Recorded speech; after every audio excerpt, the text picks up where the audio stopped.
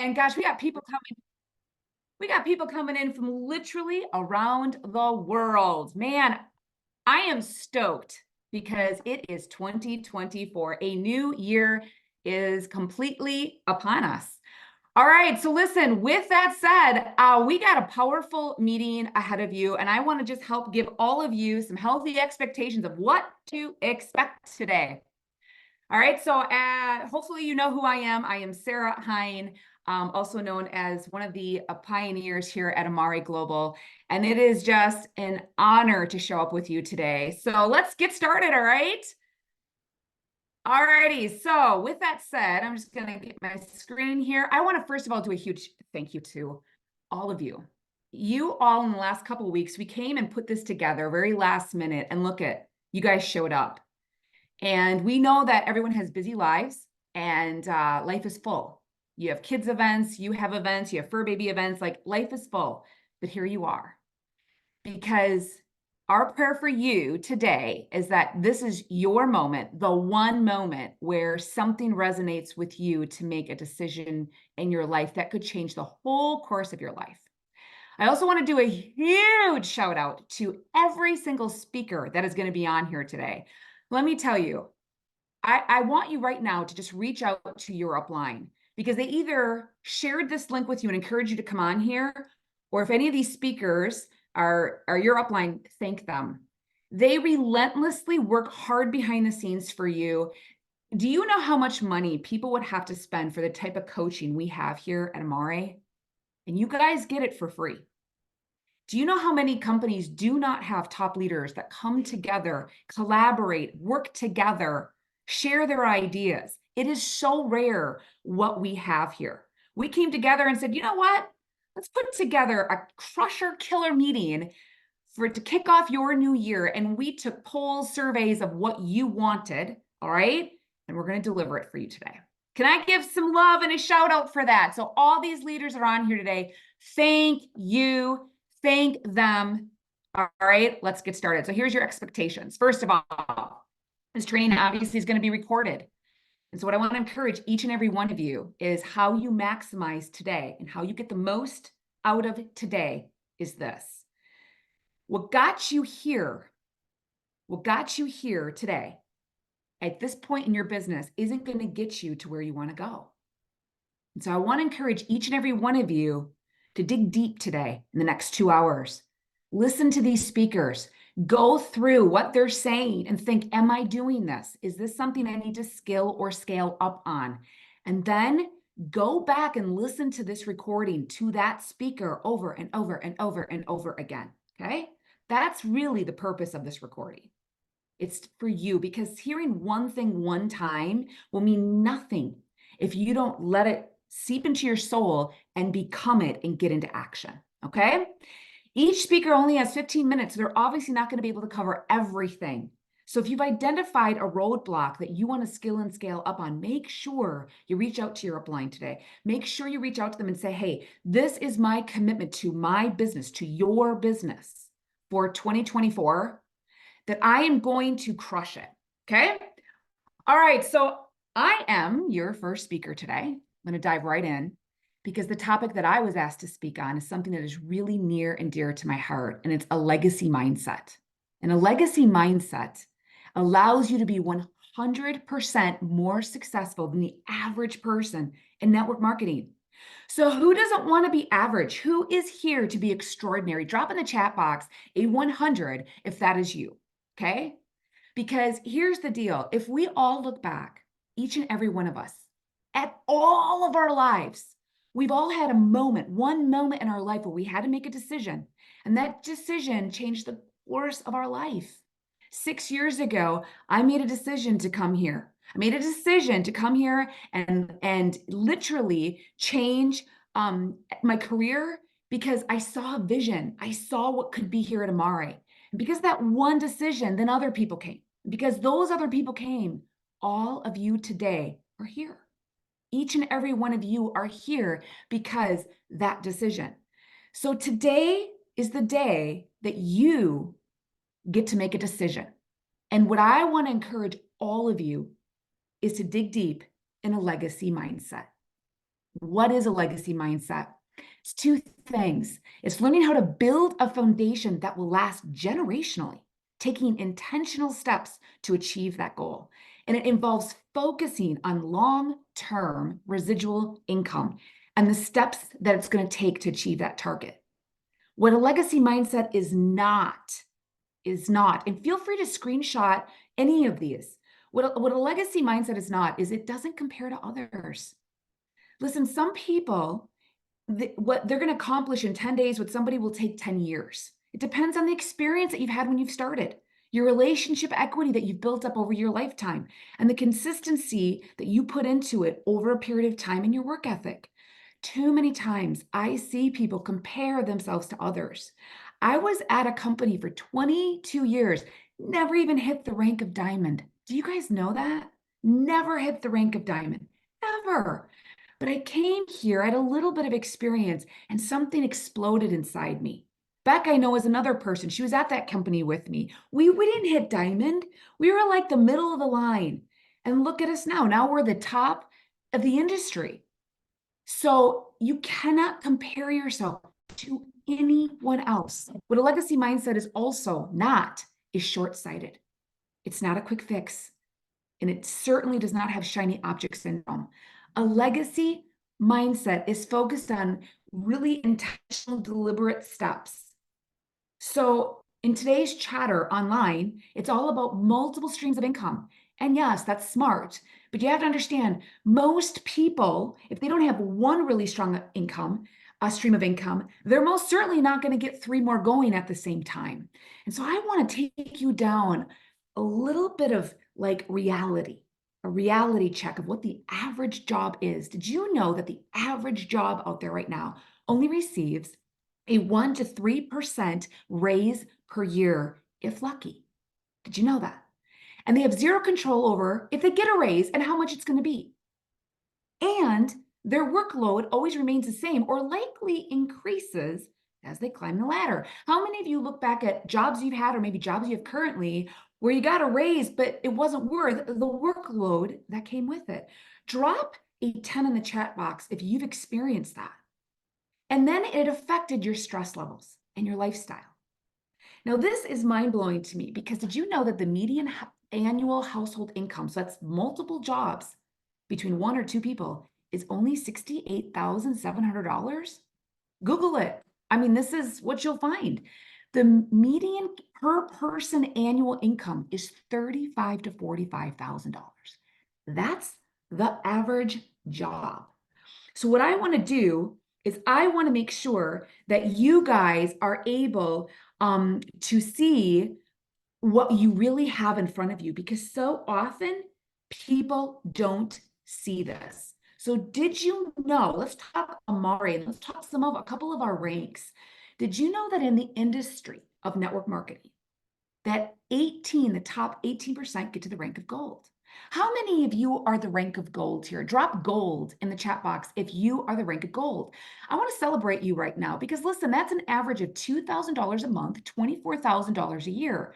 For a side hustle, that is some serious extra income. And in 4 years, that's $96,000. Now, I want to share this with you. Did you know that in order to make $2,000 a month in dividends, in stock dividends, stock investments, you'd have to have $800,000 invested? Think about that. So if you're a rank of gold and you don't feel enough, listen, I want you to screenshot this, give yourself a pat on the back and realize you have created an investment in your financial portfolio of over $800,000 and you're not even realizing it. That's exciting. Who's excited about that? If you're brand new, look what you could do here. In my 27-year career of network marketing, did you know I have witnessed so many people that just got to the rank of gold in this industry and maintained it for 20 years. Can you imagine the amount of money that they made from a little side hustle that they consistently put in time year after year? Look at the rank of leader. $3,000 a month is an average And the top in the industry, which I just find so interesting, is 5% of our industry gets to the rank of leader. Who's leader in the chat box? Let's celebrate you. You're making $36,000 a year in this side hustle in your affiliate marketing program. In over 4 years, it's $144,000. To earn $3,000 per month in stock dividends, you'd have to have approximately 1.2 million invested. Most will never see that. This little side hustle thing, look what it could do for you if you became intentional. Now think about this. A 3% raise on a $36,000 a year job would be about an extra $1,080 a year. Did you realize you could make that by hitting the rank of silver? When I started to learn numbers and I started to learn the strategies around it, I became more intentional and I realized the beautiful opportunity that we all get here in this industry of affiliate marketing, social selling, network marketing. It's pretty cool. Now I'm going to take you up a notch. I want to talk about diamond. In this industry, only 1% hit that. And I think we have to be really realistic about it. Sometimes we feel like such failures if we don't hit the rank of diamond. Remember, now I'm not saying this is for everybody. Everyone's different. You never compare. But my story is I was a 22-year diamond in the making. I never hit it for 22 years. But I changed. A different opportunity came for me. I skilled and scaled up. And when it did that, it happened fast. The average diamond here at Amari makes $12,000 per month. That's $144,000 a year. Over 4 years, that's $576,000. Over 10 years, that's $1.4 million. To earn $12,000 in stock dividends, you'd have to have over $5 million invested. And that's very conservative because if you've got broker fees, trading fees, I mean, that, you guys, that is a very conservative number. Most people would have to have even more. That makes sense? So listen, the reason why I wanted to share a legacy mindset here for you is it's time.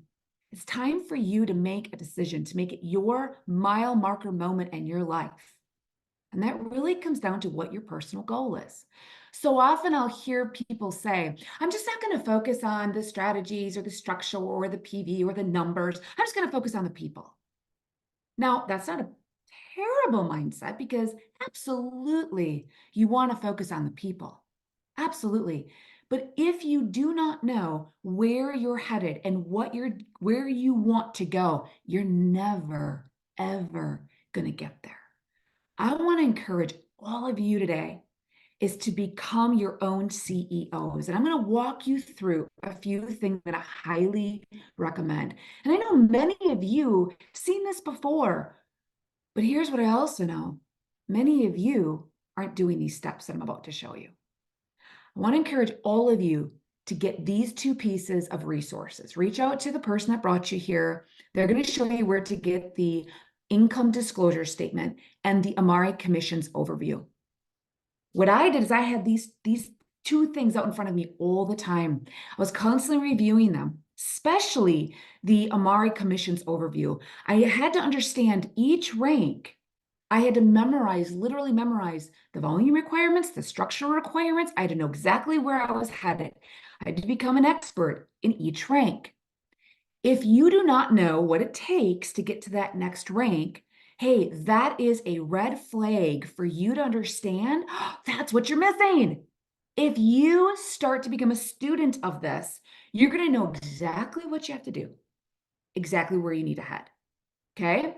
So for goal setting for 2024 financially, these are the 4 steps I want to encourage all of you to take.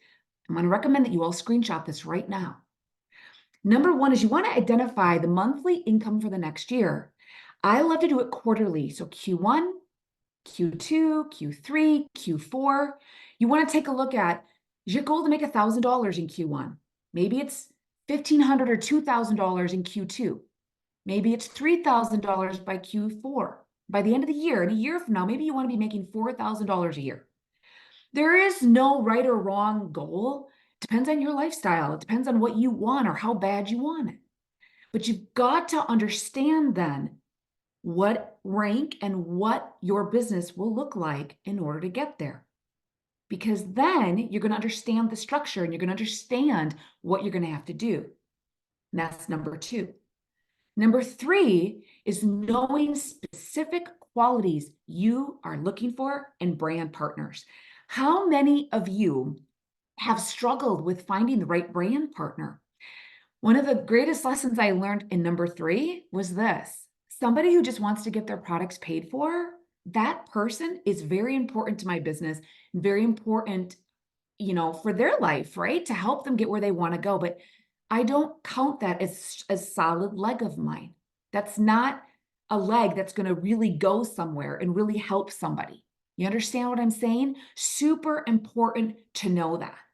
So be specific in the qualities you're looking for. If you look back at my example of the leadership that I have, look at all the people that are going to speak today. They are all people that wanted and were hungry for career incomes. They wanted to make at least 2,000 or 3,000 a month, or 5,000 or 10,000. They were all people that were problem solvers. When things got tough, they didn't quit. The leaders you're about to hear speak, there is not one of them that's a quitter. That's why I have asked them to be here today. Know what you're looking in brand partners, because too many times we've wasted precious life and precious time working with the wrong people. It's not about being judgmental. It is about being smart business owners. And last but not least, set aside time in your schedule every month to review your numbers. Is your action and the income producing activities that you are doing matching your goals? I always look on the 15th of every month. Where am I at? Where is my team at? Who's behind? Who's ahead? Who needs some help? Are their goals being matched? Do you do this every month?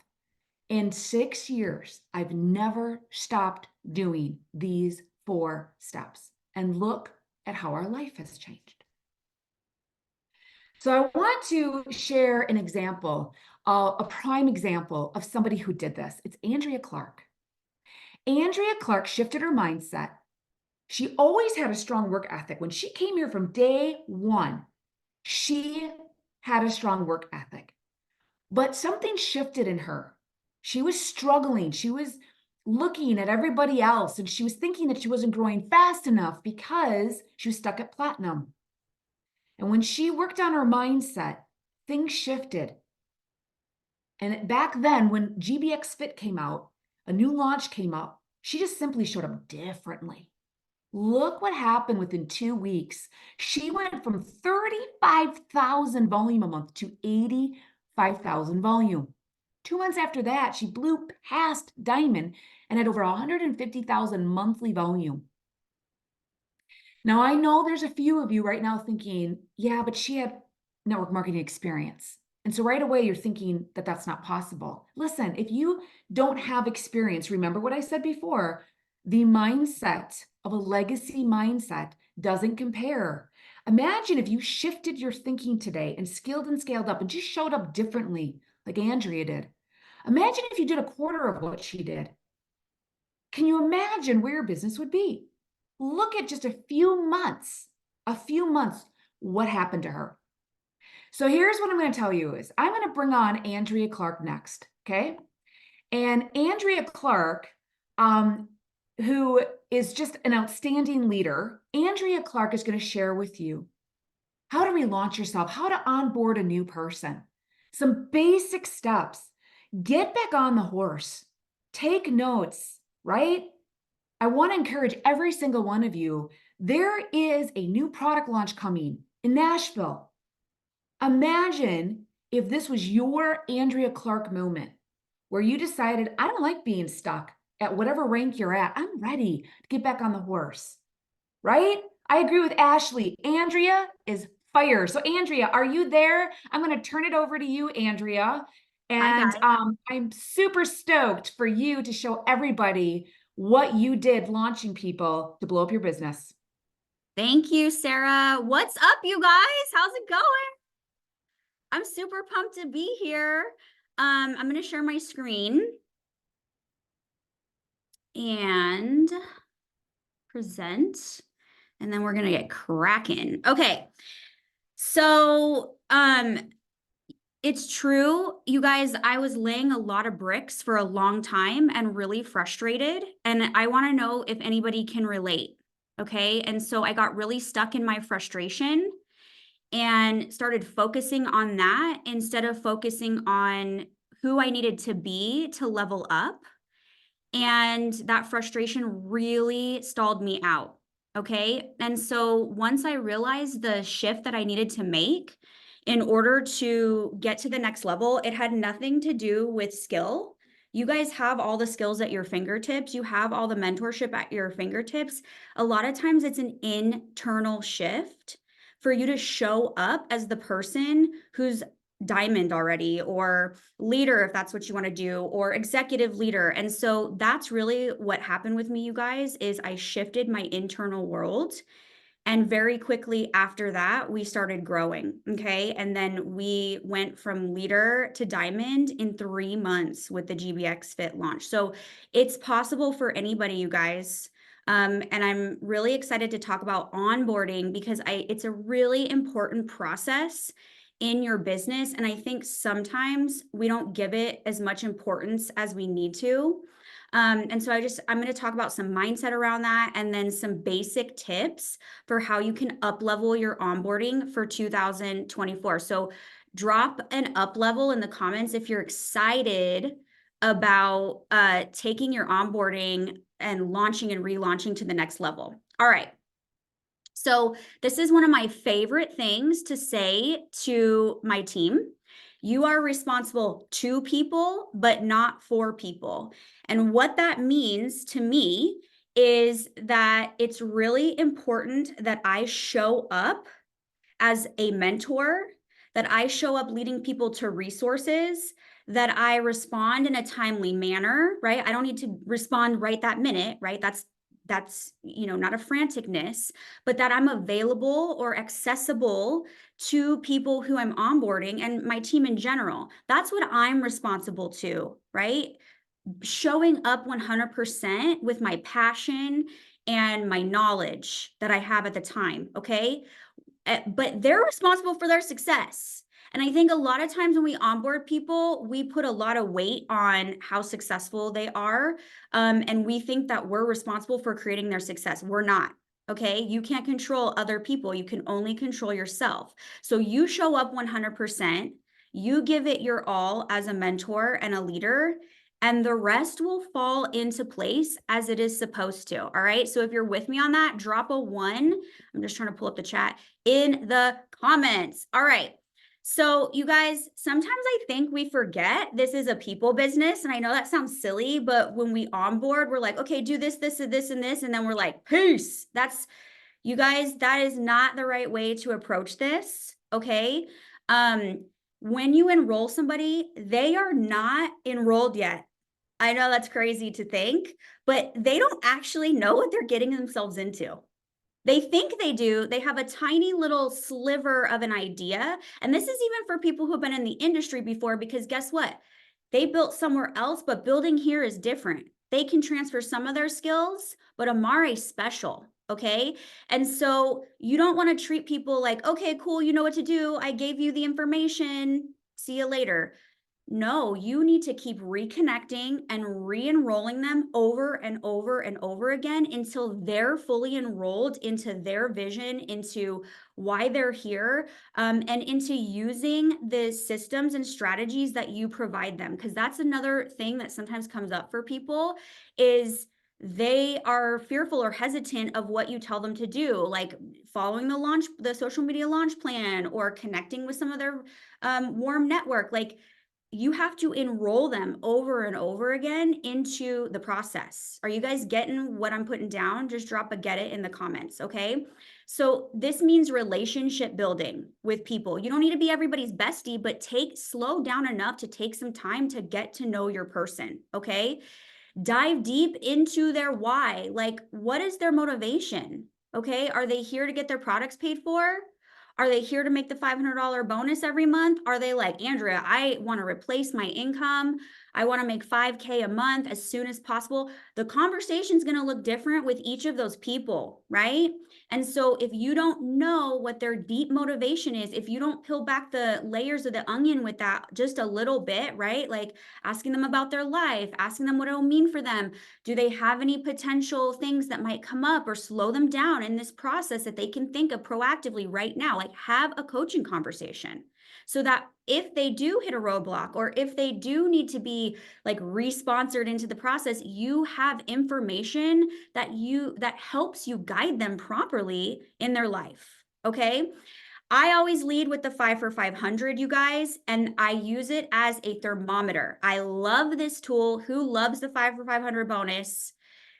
What it does is when I educate them about it and tell them that it's totally possible for them to earn it in their first couple weeks, how they respond is a thermometer for me to know really like what they're like, how motivated they are. Now, obviously they need to put action behind that too, but it helps me gear the conversation. So if somebody's like, oh, wow, I don't know if I could do that. I don't really have any people to talk to.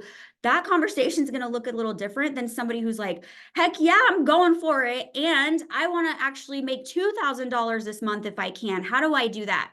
So it's a launching off point. I love it because it's very non-threatening. It's very inviting. It's very tangible and exciting. And it allows you to figure it out either way. Okay. Next, you want to get them plugged into your system with urgency. I get my people started launching as soon as they get enrolled. Okay. As soon as they're enrolled, I'm excited. I get to know them even more. We talk about their motivation. Okay. And then I'm like, let's get you launched. And they're okay. Right. And so you want to capitalize on the excitement. Okay. You don't want to be like, here, look at these 5 different materials, learn the back office and then we're going to get you. No, like people are going to freeze. Okay. You give them bite-sized pieces of information and the people who want more are always going to ask for more and come back for more faster. If you fire hose somebody in the beginning, you're drowning them and you can't undrown somebody. It puts them in a paralyzation state. So it's better to just sprinkle and they're going to keep coming back. And then you'll be able to see what pace are you to be giving them information. Okay. Drop a 2 if this is making sense. Close and regular check-ins for the first 1 to 3 months is what I do. And so again, the person is your thermometer. So if you launch them, okay, you've plugged them into the social media launch plan, whatever other things you have them do, like making a list or hosting an event or whatever that is, okay, and they just ghost, I will check in once a week for a month. And if they really ghost me for a month, then I'm not checking in anymore. Okay. But if there's somebody who's engaging, who are learning, who are trying, who are doing things, I'm going to be in even more consistent check-in with them because I want them to know that I'm here to support them and we can figure it out. All right. So that's that being responsible to somebody, not for somebody. It's a co-creation process. Okay. And then I always match their energy just with a little spice. And what I mean by that is I get like all these steps that I've given you before, I gauge where they are with their commitment, their energy, their excitement. And then I just add a little spice to that because it's my job to paint the vision and be like 1 step ahead of their process. I don't want to be 5 steps ahead of somebody who only wants to get their 5 for 500. That's going to intimidate and overwhelm them. Right? So this is a skill, you guys, and you learn it over time. And sometimes you have to make some mistakes with this, and that's fine. It's all right. Okay. This business is full of grace. Okay. But you start to learn how to read, like, this is the pace they want to go. Right. And then you match that with just a little extra oomph to keep them excited. Okay. Let's talk about relaunching. So, sometimes I see people or people come to me and they're like, I want to get going again with Amare. And they seem to be sitting in a lot of shame or guilt or embarrassment. Can anybody relate, or has anybody had somebody on their team come to them and they want to like give you all the reasons, they want to explain themselves, They are really kind of just feeling embarrassed. And this is what I always say to people: shake it off. Literally, just shake it off. You're the only person who noticed how long you didn't work. Nobody else is like monitoring you. Okay. And the more you focus on feeling embarrassed, feeling ashamed, oh my gosh, it was this long and I was in this momentum and then I said, like, whatever it is, all this regret, the longer it's going to actually take you to just relaunch. Like, relaunching is actually really easy. It's really simple. You just do it, okay? But when you're like, chewing up all your embarrassment about it, it slows you down. It doesn't let you relaunch with confidence and excitement. So don't like party poop on your party, okay? All right? So shake it off. Then and make a decision. Okay, I'm going to relaunch. And then figure out why you're here, because it might be different than why you started, right? So get deep in your why. And what's your motivation? Okay. And what do you want to accomplish for 2024? Like, this is an important thing to evaluate, which you're here doing today. So I'm super proud of you if you're in the phase of you need to relaunch. Okay. And then reach out to your upline to make a plan. But I say that lightly. And what I mean is, you already know how to launch because you did it once and you might have launched other people. So if you're going to relaunch, you're just going to do the same thing. Okay. You're going to redo the social media launch plan. You're going to reevaluate your list. You need to add people. Do you need to take them off? Reconnect with old leads, start building a new network. And whatever your income producing activity list for the day or your team's daily method of operation is, right? Everybody has one. If you guys have one, drop a me in the comments. Like, the simple basic activities you need to do every day to move the needle. And so it's not like it's going to be different because you're relaunching. It's all the same. It's really your mindset that needs to shift, and your energy internally around shaking it off and then getting back on the horse. Okay. Because once you get in motion, you're going to be so excited again, right? Like, you're going to get in motion. There is literally nothing that momentum can't fix, right? Momentum gets us so excited. And so you have to put yourself back in motion to get in momentum. And the longer you're sitting there, like, thinking about all the time that you didn't, the longer you didn't, right? And so really it is about mindset. Like, yes, you have those practical steps, but it's like, just do it. Just do it. Shake it off, do it. Nobody's paying attention. Nobody's judging you except for you. So drop the judgment. That's my best advice for you about relaunching. Okay. Yeah, we do have the power to create momentum. So who's committed to creating massive momentum in their business starting today, if you're not already in momentum? Okay. Yes, love it. So here is my call to action for all of you. Pick one thing. You guys are going to hear a lot of stuff today, and it's going to feel like you're being fire hosed, which in some ways is awesome because the way that Sarah put this together, it's literally all the basic foundational skills you need to grow a multi-million-dollar global business if that's what you choose to do. Okay. Or to maintain a 5K a month income, or to maintain a 1K a month income. Okay. So it's great, but I want you to really use your discernment. Where do you need to level up and strengthen? Okay. You can't try to level it all up at the same time. It becomes overwhelming. Pick 1 to 2 things today that really resonated with you and get really obsessed with being good at that process. Okay. So my call to action to you today is to pick one thing you're going to strengthen in your onboarding process this year. All right. And for accountability, drop it here. And if it's something you need to work out, go to your upline and make sure that they know what you're working on so that they can help you tweak that and pivot that and build that muscle. Okay. You guys, I am so excited for 2024. I don't feel like the future here at Amare has never been brighter. And this is going to be an incredible year, not only with our new capital that we have and all the things that Dr. Sean is planning, but with you. Okay. You're the common denominator in your business. So just know you're the secret sauce to making your business explode. All right, guys. Thank you. Thank you, Andrea, who took some nuggets away from that, right? Onboarding is everything. It is absolutely everything. So listen, I got a question to ask all of you. Would you guys be cool if I extended this meeting just a few extra minutes, couple like 10, 15 extra minutes? Would you guys be cool with it? Drop in the chat box if it would be okay if I extended it for all of you. Okay, I'm a very punctual person, but I got a surprise for you. How many of you want a surprise? Because I got a surprise guest speaker that we are slipping in.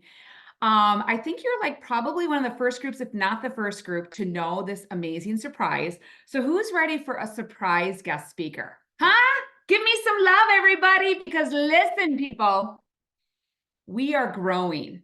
And we just brought on a new strategic corporate person. And this is a very special person because many of us know him. Maybe you don't, but if you don't, trust me, you're going to want to get to know this person. So I'm going to give you a couple of hints. Okay. This person knows how to get stuff done, is really known and was known here at Amare as a great hustler because the person could deliver every time and had the most amazing energy.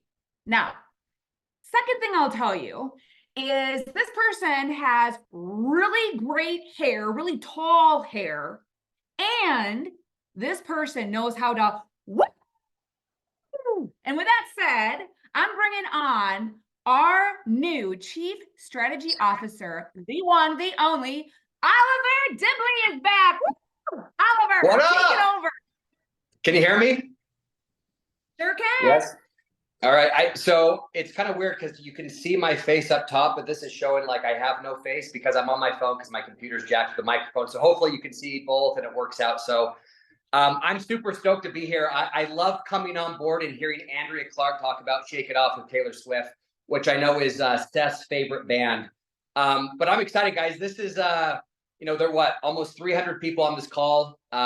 It's Saturday, and I would say this: my wife's like, "Hey, how's your first week of Amare?" I'm like, "I'm being indoctrinated by having my weekend full of calls with Amare, and I wouldn't want to do it with anyone else." So I have some stuff to share with you. I'll make it quick, as Sarah talked about.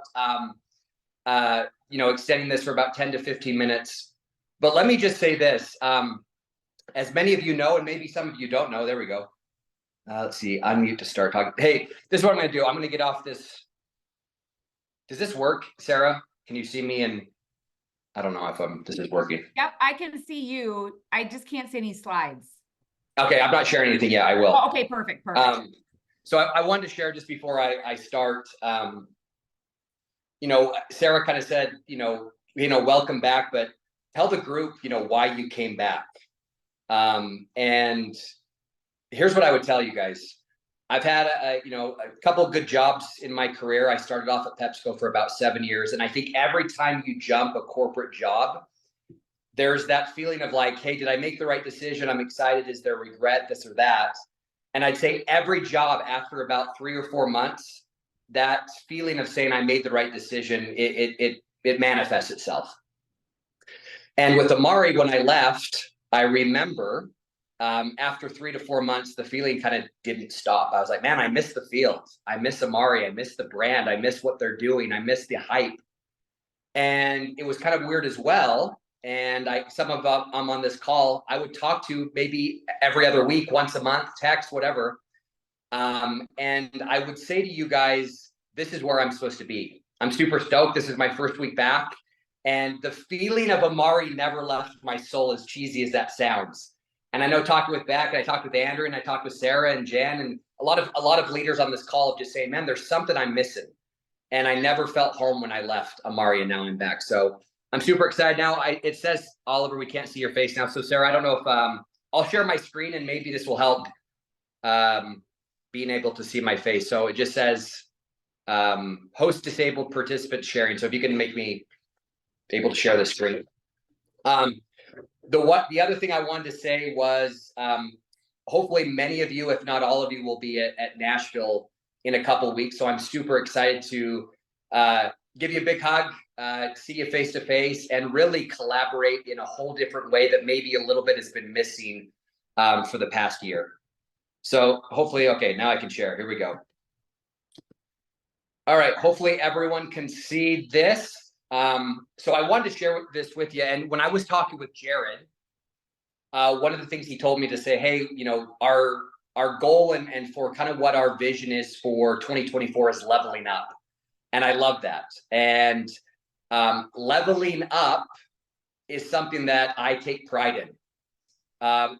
Any job that I've had, I want to push myself to the limit and work hard. And I think at Amari, what I did for the past year and a half when I was here was make sure that the field's voice was part of the executive meeting. And I always want to have that. And guess what? Going forward, starting day one that I have, now that I'm back at the executive table again, I will make sure that the field's voice is loud and clear of what's working and what's not working. So I want to share this with you quickly. I'll go through it as quick as I can, but it's basically an acronym called REV. Leveling up your reputation, leveling up your energy, and leveling up your vision. And so as we go into 2024, I want to ask every single one of you, almost all 300 of you, if someone asked, what is your reputation? What was it in 2023? What was Andrea Clark's or Beck's or Sarah Hines or Jen's or Chelsea or whoever? What are you known for? Is it good? Or maybe because 2023, there were some challenges and bumps, it was easy to maybe gripe and complain. So my challenge for reputation is this. What Warren Buffett said, it takes 20 years to build a reputation and 5 years to ruin it. And I would say right now, everyone on this call that was here last year, I salute you for all of the hard work that you did, the challenges you had to endure. I know there was a lot of out of stock issues and shipping and those type of stuff, but there was a lot of wins as well. You scaled and grew faster than probably any other direct sales company out there. So my challenge and thought to you is this: there's two types of reputations. There's the personal branding piece, which is defined as leadership identity that describes that you can be dependent on to deliver. And the two words that start with a C, consistently and confidently. And personal branding is about solidifying your leadership value proposition. So everyone on this call, regardless of how big or small your team is, you're all leaders. And your team or your customers look at you to say, how do they react when things get a little bit challenging? How do they react when things don't go well? How do they react when things are perfect? Because I can tell you this, it's very, very simple to be a great leader when things are easy, when things are going well, when revenues skyrocket, when enrollments are there. The true reputation and personal branding that solidifies you as a leader is when you actually lead through the storm and when things are challenging. And so here's what I would ask, the key difference. You're the only one that can truly manage your brand's evolution. And as it goes on, right, your brand will evolve and so will your reputation. So when there's out of stock issues, when volume's lower than expected, when miscellaneous things happen, how do you respond? And remember, how you respond is how your reputation is remembered. So personal branding, what does that look like? Everyone on this call, if someone said, hey, what's Oliver's personal brand? I would hope it's something positive. I hope it's something about consistency or grit or whatever it may be. And the same thing for you guys when I ask you the question, what is your personal branding?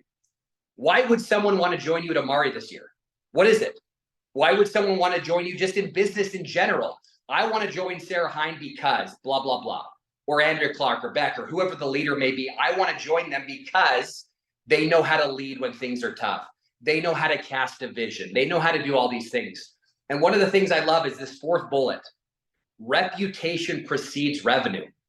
I always say that too, as month end closes, to say, man, it was a slower month than I thought. Well, what were all the things that you did before the revenue or the month end closed? And one of the things that my wife's super excited about is up here, right here, the Happy Juice Pack. I was going to share this a little bit at Leadership Summit, I'll tell you really quick. In November, my wife and I went to Jamaica for the prior company's leadership trip. And I remember on the airplane, that 2 ounces of water they give you, I said, I really want to mix this with something. I looked at Lisa and I said, hey, what do you have in your bag that I can mix it with? What do you think she had? Not my prior company's product. She had grape Happy Juice sticks. And I knew right there I needed to come back as well. And she's super excited about that. But I would say the very bottom part is one thing I'm going to challenge you with. Find your uniqueness and exploit it to others. And I'm sure this whole call is going to be about that, leveling up, exploiting your uniqueness, finding out different ways to be proactive and to be different. Because at the end of the day, if you're not different, you're just the same, and you're going to have similar results.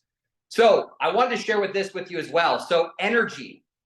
I think on this call, there's a lot of leaders with great energy. And I can tell you, energy exudes, whether you're really, really excited and happy, or are you the Eeyore mentality? Because no one wants to join Amari if you're like, yeah, we're the mental wellness company. We have Happy Juice. It's pretty good. It's in stick packs and blah, blah, blah. It's like, how do you exude the energy that you feel about Amari and where it's going? Because if you don't, why would anyone want to join? And remember, energizers themselves are more productive. Even if you don't think you're productive, if you have more energy, if you exude that, you're going to be more productive, and so will your business partners. On the opposite end, catabolic and anabolic energy. Think about muscle building, and what do you work out? You tear down your muscles and you replenish them through great food, through meditation, through all that stuff. So it's the two forces that create your world every day, every minute. I want to share this video with you really quick. Take a look at this small stage. This was my first convention at Amari. I believe it was in August or September when Jared joined the company as the new CEO, and just the energy and excitement I had to start my Amari journey.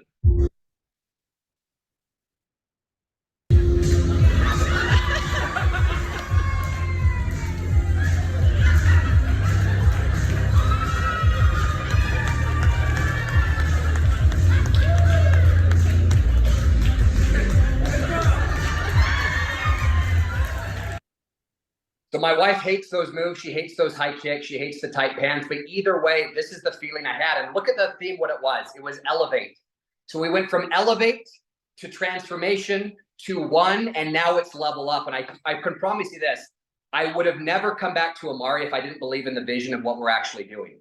Because every company I've left, I've never gone back. This is the first time in my career that I've gone back to a company, not because I was bored, not because I was like, man, I'll try something different. It was because I missed the feel. I missed these calls. I missed the energy, but I missed the brand of Amari and marching to a million. So this is what I would end with, is the vision piece. When I asked you guys to say, what is the vision for Amari? What would you say? March to a million, or we're going to extend, or we're going to expand. Because remember, vision without execution is truly hallucination. I can give you the biggest vision in the world, but if no one executes on that, it's really tough to have success. It's the same thing from what you guys heard. So I am not going to belabor this list. If you want to take a picture, please do. But I highlighted in purple of these 8 points. What I would ask you to do is you cast your vision for your customers. Ask them questions. Hey, what would you like to see? What's a new product out there that maybe Amari hasn't thought of, but you'd love to talk about? Understand our strategies. What makes us different from any other direct sales company out there, or any gut-brain access company out there? Are you able to articulate, hey, what are the biggest threats right now that we're facing in 24 in the direct sales space? And how do we combat that?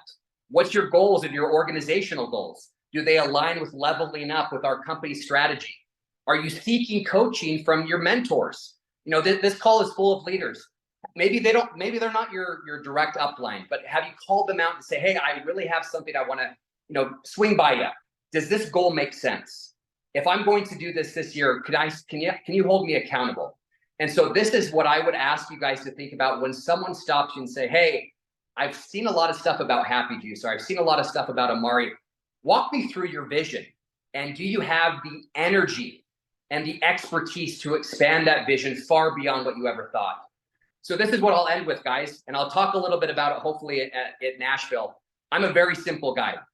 One of my things is I love to execute with excellence. I love to be urgent, and I love to ensure that the field is taken care of in the manner to get all the roadblocks down that keeps you from being successful. This is our goal. We want to march to a million. We're a global company now. It's great. But in order to get to a million homes, in order to do this in the way that we want to, I always think of the 4 disciplines to execute. Number 1 is, what is your goal? What is your goal? And Andrea said it perfectly as I came on. Shake it off. There's going to be things this year, guys. I promise you, it's not going to be perfect. It's not going to be easy. You got to shake it off. You got to figure out and say, man, this sucks, or this roadblock came up. Fine. I'm not going to worry about that, because the hours and energy that I put in, will take away from me getting to what my goal is. What is that ultimate goal that you want to do in 2024? The number one thing, what is it? Mark it down. And then what? I want to measure my lead behaviors. What are the things that are actually going to make us march to 1 million? It's not going to be looking at month-end revenue and saying, man, it's slower than I thought, or enrollments weren't there. It's the proactiveness that you're doing with all the things that are challenging. Hearing the word no, following up, having team calls, sacrificing, being on calls on Saturday. This is discipline number 2. Number 3, scoreboard. How do you actually know if you're winning or losing?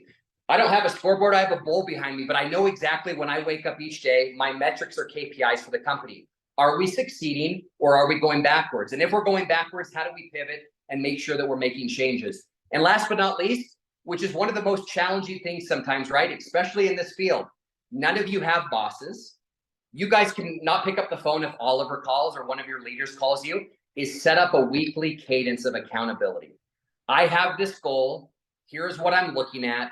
This is my scoreboard, and am I in the right direction? I can promise you, if you have these small things, accountability calls each week, it will make you become even more successful and faster than your peers. So this is what I'll end with.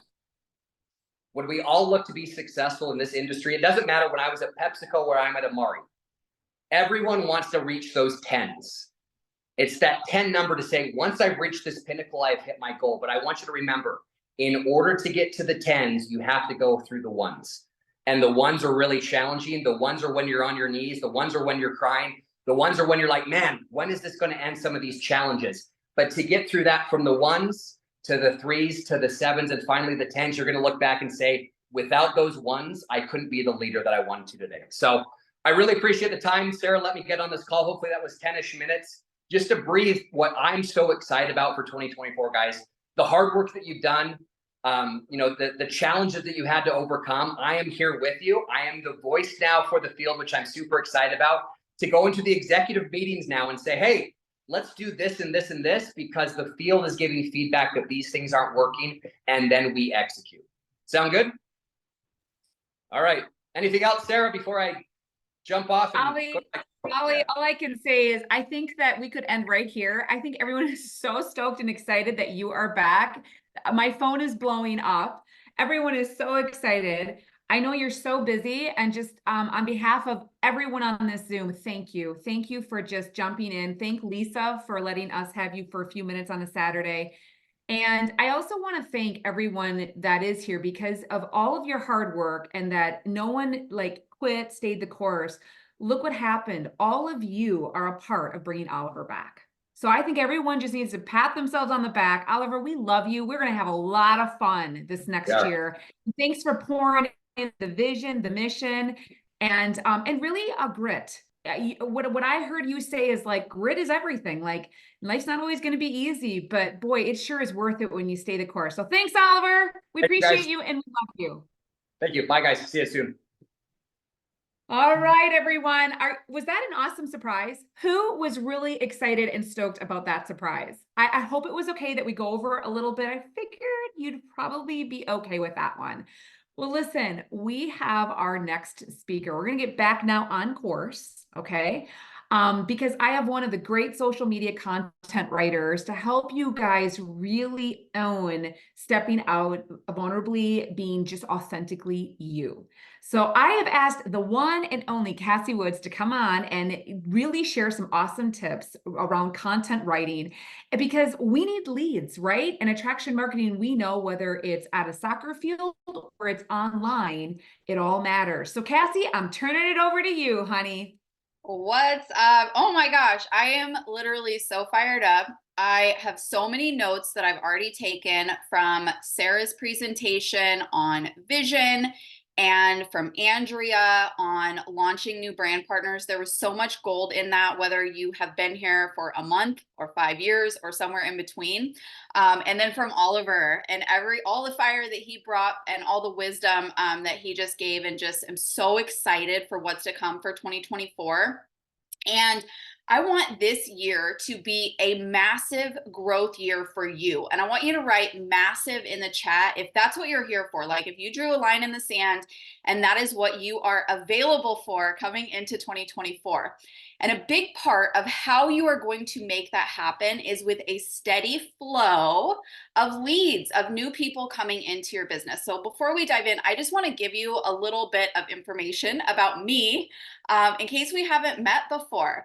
So I'm Cassie Woods. I live in Eugene, Oregon. I'm married to my best friend. I'm a mom of 3. I am a horse girl, and I am a legit introvert. I know a lot of people like say they're an introvert. If you know me, you know I am a legit introvert. I love people, but I love that we can build this business from home, from our phone, from, a computer, in my sweats. Like I'm hanging out, I look good on the top and I got my sweats on the bottom. So I love that we can do that. I lead a diamond organization here with Amari. And when I joined back in 2018, I was so excited about these products in this company because it was set up perfectly for digital marketing, for social media, right? And as we have grown over the years, all we have done as a company is evolve and innovate and get better and better and better and better at that digital marketing and social media piece of things. So whether you are killing it online right now, or you are, just trying to figure this out, trying to figure this content creation thing out, either way, know with certainty that from that side of things, Amari is perfectly positioned and perfectly set up for digital marketing. So really the biggest thing that you need to focus on and you need to skill up on is just your own content creation. And that's pretty cool, right? I want you to write cool in the chat if you're like, yes, there's a lot of companies that they can't say that they don't have a lot of the systems and tools and processes and website and all of the things that we have that make it so easy for us to just focus on doing what we need to do to connect with people and get into conversation and build relationships. So I love that about Amari as a company.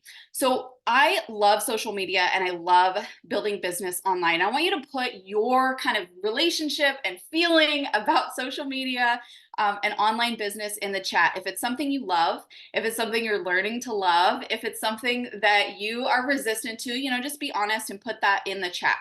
Learning, implementing, and teaching what we're going to talk about today has allowed me to connect with literally the most incredible people. Like my life is forever changed because of content creation and social media and learning how to bring leads in and build relationship with new people. So being able to offer mental wellness solutions into thousands of homes and never having to worry about running out of people year after year, while I've been able to build this business, being home, raising my kids, taking care of my animals, and living my life, right? It truly is the dream. And I want you to write dream in the chat if that is like, you want to have massive growth this year, you want to bring new people into your business, you want to live your life, right? You want to be involved and present in the areas that matter. And to me, skilling up in some of these areas is the way, it's the path to do that because it takes a lot of that pressure and that stress of business growth away from you, okay? So first off, language is super important. Would you agree with that? Write agree in the chat if you're like, yes, language matters, okay? So I want to define what a lead is so that we are speaking the same language as we go through what we're going to talk about today, okay? So a lead is somebody that you can talk to about your product or opportunity. Right? It's as simple as that. It's someone that you can talk to about your product and opportunity. So the goal is to create content that connects you with new people or existing people, right, that you already have in your network in some way that you can contact about your products and opportunity. I think all of us kind of have a different comfort level. Some people, they only want to talk to people that reach out to them and really stick to attraction marketing. Some people, they feel more comfortable with the networking aspect of things. And as you are growing followers and growing friends and growing your network, those are leads, you guys. Those are people that, you can get into relationship building conversations with and talk to. If you're not weird, like just don't make it weird. Like just write that in the chat. Don't make it weird. As you create content, it attracts in people that are like you. Those are people that you can build that relationship with and talk to about your product and opportunity. So just to totally simplify what a lead is so that you are super clear on, okay, my goal for Q1 of 2024 is to bring in X amount of leads. That's people that you can talk to about your products or about your opportunity, okay? So at the start of a new month, a new year, a new quarter, however often that you want to do this, we're going to talk about evaluating your existing content. Okay, so I want you to write existing in the chat if this is something that you already have. You've already been posting on social media. You've already been showing up in stories. You've already followed a launch plan. You've already followed a posting plan. You've already shared graphics into your stories. You've already enrolled people into your business, right? So many of you guys are writing existing. So here's the really cool thing about this. You do not need to recreate the wheel. To learn how to post and how to create content that attracts in leads, you already know how to do this. I love that Andrea was talking about the secret sauce to and Brandy, this is for you. Brandy says I stink at this. Okay, this is for you, right? Andrea was talking about the secret sauce of stepping into growth and hitting that next rank, and where we really think it's something outside of ourselves. It really is a mindset thing. It's a belief. It's a shift in your own identity and owning that if you are taking action, you are in the game. I want you to write in the game in the chat if you're like, okay, you're right, Cassie, I am taking action. Brandy, the next step to not stinking at it is just taking action. You have to be bad before you can refine and get better. And then you have to just be okay before you can refine and get even better. But we have to start doing things bad and kind of sucking before we can ever get to the point where we're really good at this. Okay. So instead of focusing on constantly recreating the wheel and thinking that the tactic or the strategy or the thing that is going to make your social media explode is something outside of you, something new, something, completely different from what you've already been doing. It's not that. It's a 2% shift in what you have already been doing. Okay. Tell me how that makes you feel in the chat. If it's like a weight off of your shoulders and you're like, I can do this, right? So what you're going to do at the start of a new month, a new year, a new quarter, however often you want to do this, this is something I do every month. You want to evaluate your past content, because if you are here and you are plugging in and you are showing up, I'm assuming you've launched. You've went through that launch plan and you've created some content that brought some leads in, that turned into prospects, that enrolled into your business. So you have been successful. You can look back at your previous content and look at your stories, your reels, your feed posts, your videos. What has worked well for engagement? What has worked well for starting messenger conversations? What has worked well for conversions and bringing new customers and new brand partners into your business? So starting off and evaluating what you've already done that's working. Okay. People spend way too much time on recreating the wheel and thinking that this is like the biggest trap that people get in, is they think that they need to create fresh content every single day. And it needs to come from this place of inspiration. I want you to write, that's me, in the chat. If you're like, that is me, I'm sitting on my phone and I'm writing a post and I'm doing something brand new every day. And I'm stuck and I can't post enough content. I see other people and they're pumping out, 2-3 pieces of content a day. And it takes me 3 hours to get through one. And this is why.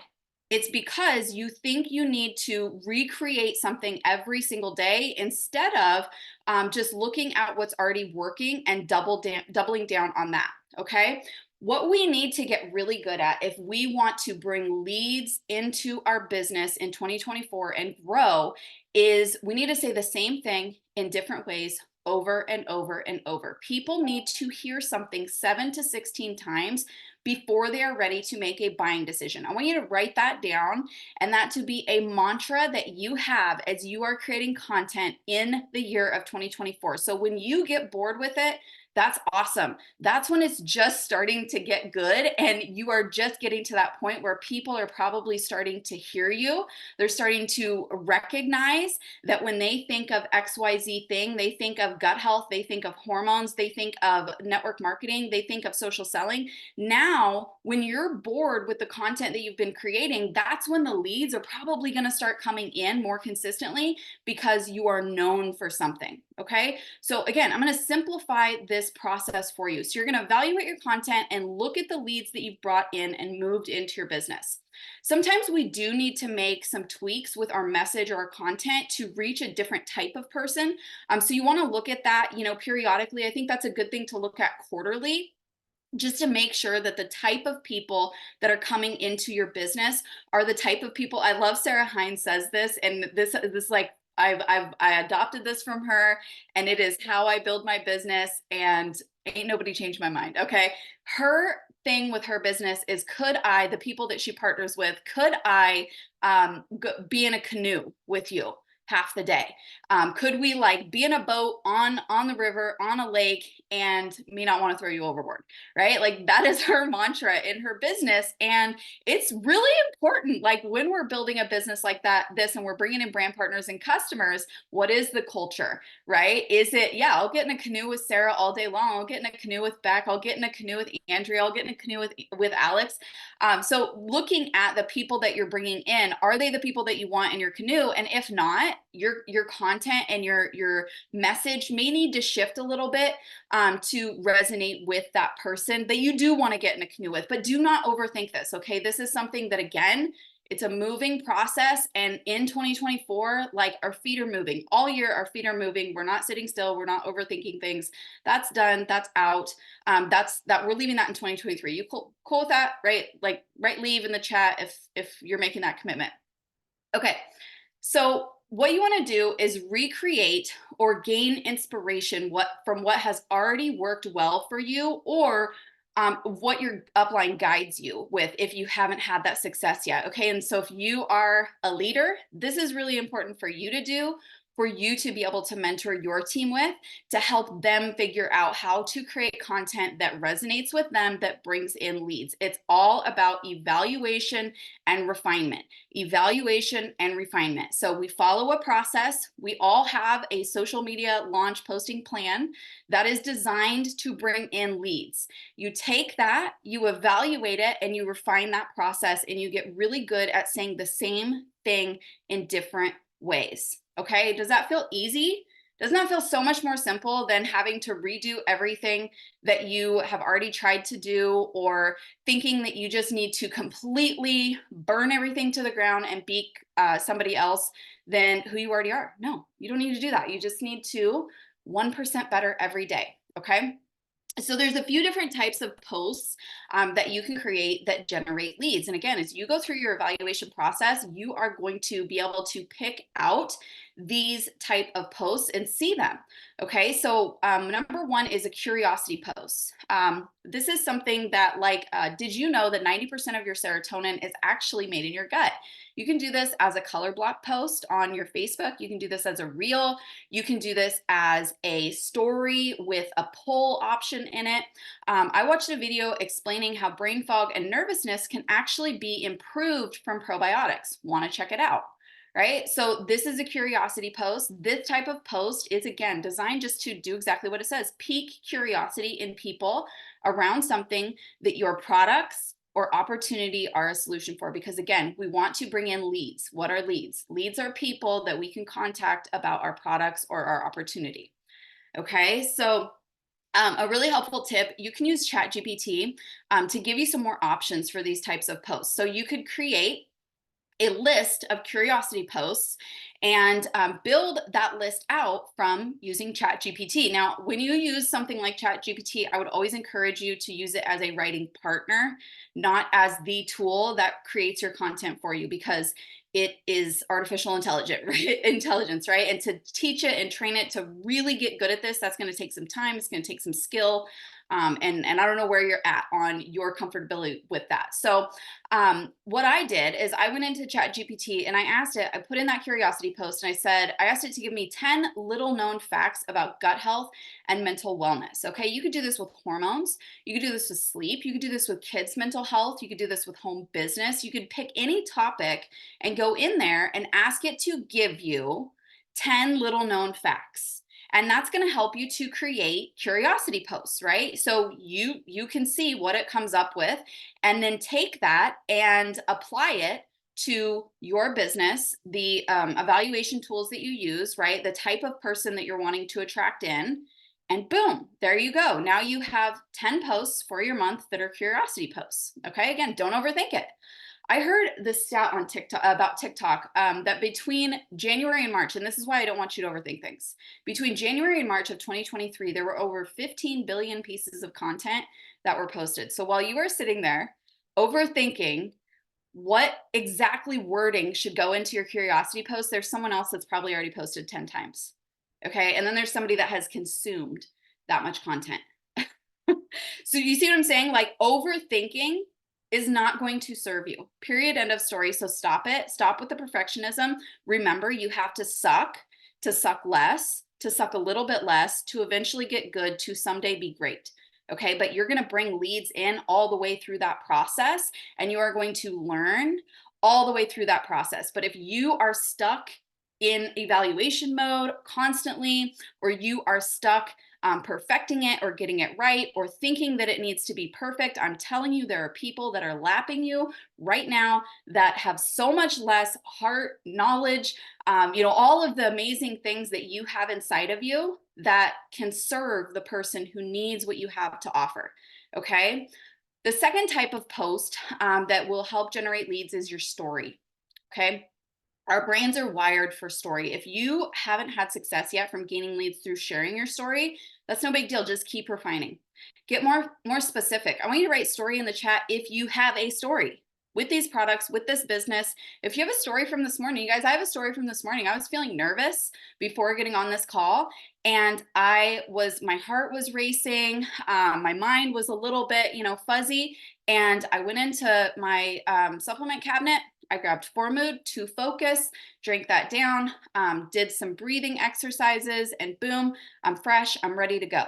Right. So I have a story that I can tell today about these products and this opportunity. Okay. So all of you have a story, and that is what people are going to connect with.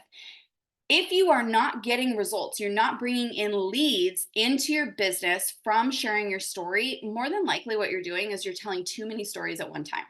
Okay, so you just need to get more specific. It doesn't mean that your story doesn't matter. It doesn't mean that it doesn't resonate. It just means that you need to improve your communication. That's all content creation is. It's just communication. Okay, so improve in the chat if you're like, yes, I need to do this. This is something that I'm committed to, that I am going to work on. I'm going to write out my story, and I'm going to learn how to tell it so that other people resonate with it and they come and ask me about my products or my opportunity. Okay.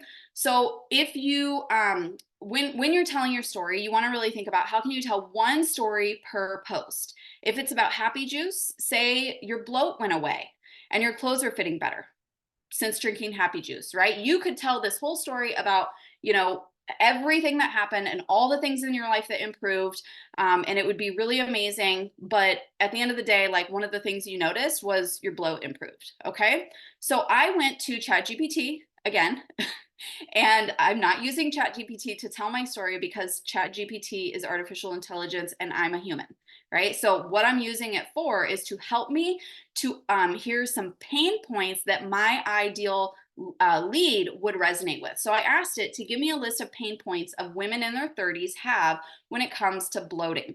It gave me a list of things, and I had some specific stories that I thought of that could go along with those specific pain points. Again, I think we overthink this sometimes, and we make it more complicated than it needs to be. Go to ChatGPT, ask it some common pain points that your ideal lead would have around whatever thing that you've seen improved from Happy Juice, from Mood, from the business opportunity, whatever.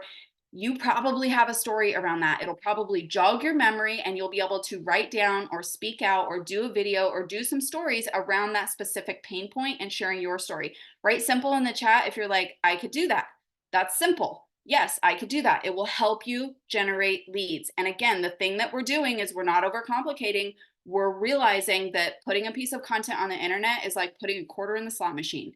And you have to keep putting those quarters in the slot machine and being unattached to which one is going to be the one that blows up and explodes and brings a massive amount of leads into your business. Okay. It's probably not going to be the one you think it is. It's probably not going to be the one you spend the most time on. So you have to release that need for everything to be perfect. Okay.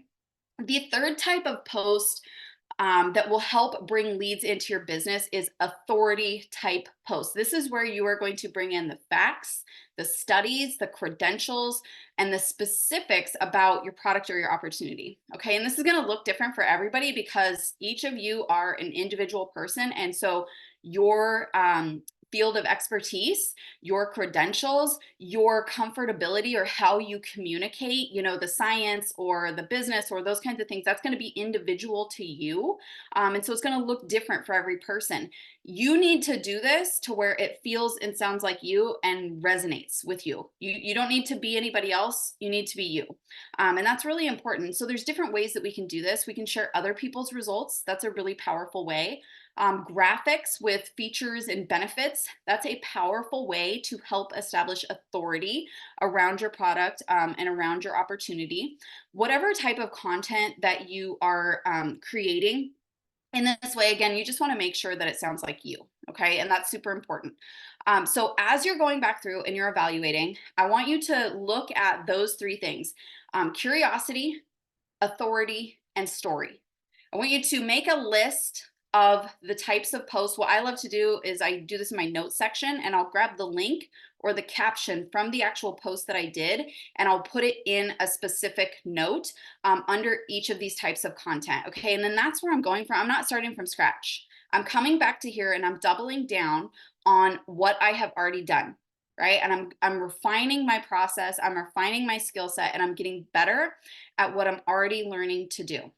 Okay. This can be, okay, so what I got lost here. Whatever type of content that you are creating though, if you want it to attract leads, you are going to need to ask people to engage. So whether it is a curiosity, whether it is story, or whether it is authority, you have to ask people for what you want. So if you want them to engage, if you want them to learn more, if you want them to send you a message about getting a product recommendation or learning more or picking their flavors of Happy Juice, right?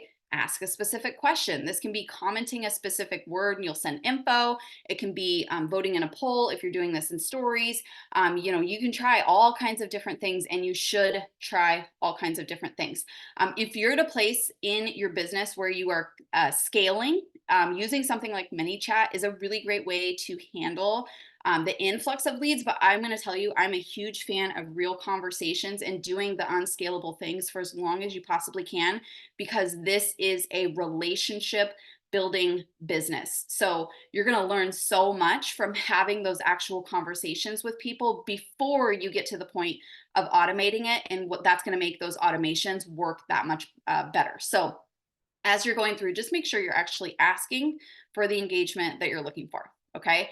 For best results in your business this year, you want to do a combination of these type of posts. They're all going to work in stories, on the feed, in short form video, and whatever type of content comes next, because it all comes down to human psychology. Okay, so curiosity, story, and authority, that's not what works on one single platform. That's what works with human beings. So as long as we're in the human to human business, using this type of content and learning how to communicate in these ways is going to help you. Okay. Things that pique interest, that cause us to lean in and help build trust enough to take action and buy. Okay. Social media does not need to be complicated. It does not need to take a ton of time. I want you to make 2024 the year you are more focused and clear than ever. Okay. Decide who you want to help with these products and this opportunity. Who do you want in your canoe? Don't overthink it. You can always adjust as you take action. But if you don't take action, you don't have anything to adjust. You don't have anything to get better at, okay? Ask questions, share resources, tell stories that will specifically connect with that person, and then find the things that work and spend your time either refining, reworking to be relevant now with like what's trending or what's in the news or what's current. And don't overthink this. That's the biggest thing. Don't overthink it. You do not need to share every single detail of your life or day and speak to everybody. You just need to do these specific things. That's what's going to bring leads into your business. Have a plan, have a purpose, get into action and get into conversation with people. I am rooting for you so hard this year that this is the year you level up and have more leads than ever in your business, but you do it in a way that brings you more peace, more confidence, and you feel more fulfilled and prepared for everything that's coming next. All right. Bye, guys. Cassie, thank you for bringing the fire and the heat on just simple steps that everyone, I think, got so many nuggets from to just skill and scale up. So can we just give like a round of applause, shout out in the chat box, give Cassie some love. She's an amazing mom, wife, leader, and we just love her. All right, so listen, we've got more coming, guys. I have got the one and only Presidential Diamond Beckalicious next, who is going to be coaching all of you on making great reels and giving you some of her social media marketing strategies to really help crush this new year and show up even stronger on social media. So, Beck, are you there? What's up, my friend? How's it going? Good to have you, girl. Take Always- over. I'm turning it over to you. Always fun to be here. What's up, everybody? How's it going? I have to piggyback on the Cassie Woods. I look fancy, but I promise you I'm wearing leggings on the bottom. And that is the beauty of what we do, right? So thank you so much for having me, Sarah Hine. Can we actually all take a second and show some love for Sarah Hine, because she actually put this whole thing together for us. And she did it pretty last minute. And I don't know about you guys, but I am learning so freaking much. I am so inspired. So I'm going to give you a big heart, Sarah, but if you guys can give her some love in the chat box, for putting this together for us. So thank you, Sarah. Okay. So if we have never met before, my name is Beck Sadek, and, I am a Presidential Diamond here at Amare. And I am also, I live in New Jersey. I'm originally from New York City. I absolutely love this industry and I love this company. Okay. So I'm going to talk to you guys today a little bit about how we can be using short form video in 2024 as a strategy to grow our business. Okay. Before I jump into that, I want to share something with you guys that I have been thinking about nonstop for the past couple of weeks. So I believe that 2024 is going to be an epic year for everybody who's on this call, right? It's going to be an epic year for this company and anyone who chooses to engage with it. And there's two main reasons for that. And I want to share those reasons with you guys. Okay. So the first reason is we have seen a major shift happen over the past 5 years in how people use the internet to make money, right? So I know that when I started in this industry 12 years ago, I didn't use social media to build my business, right? Social media was not what it is today. I did my business doing, home parties and hotel events and calling people and lots of things like that. Okay.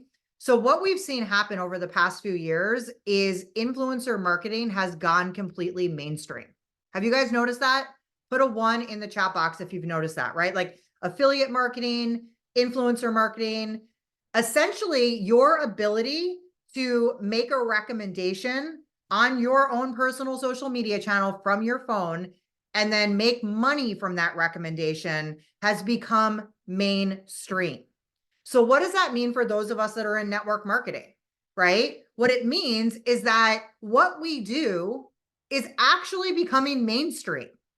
So network marketing, which was kind of this fringe industry, right? That like was super misunderstood. Everyone thought it was like a pyramid scheme or a scam, right? Whatever you want to call it.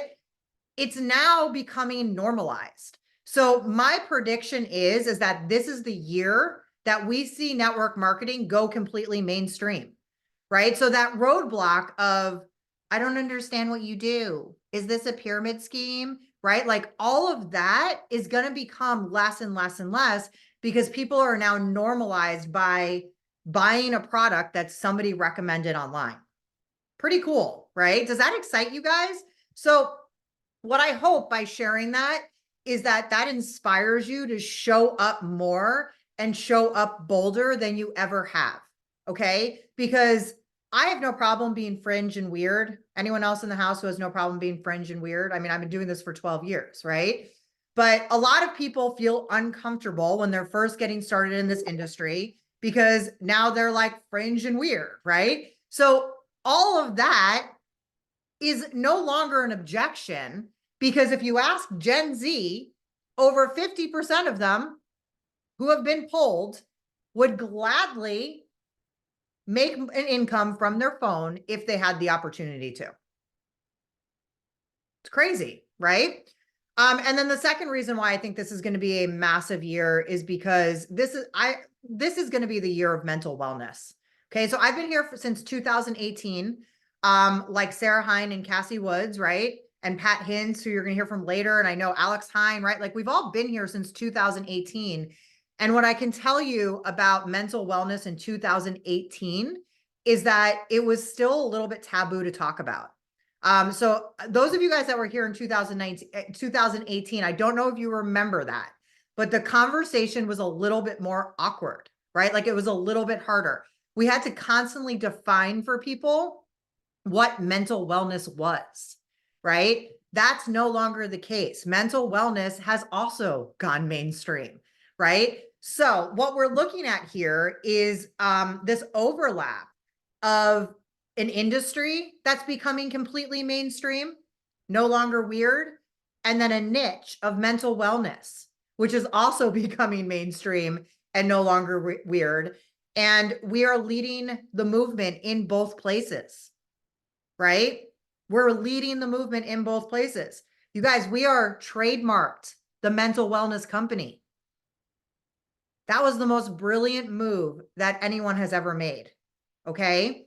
So I say all of that before I jump into Reels, because I want everyone on here to be more inspired than ever to get loud and proud about what it is that you represent, whether it's building a business from your phone or mental wellness, right? I want you to get loud and proud about what you represent. Give me a loud and proud in the chat box if that is what you are committed to doing.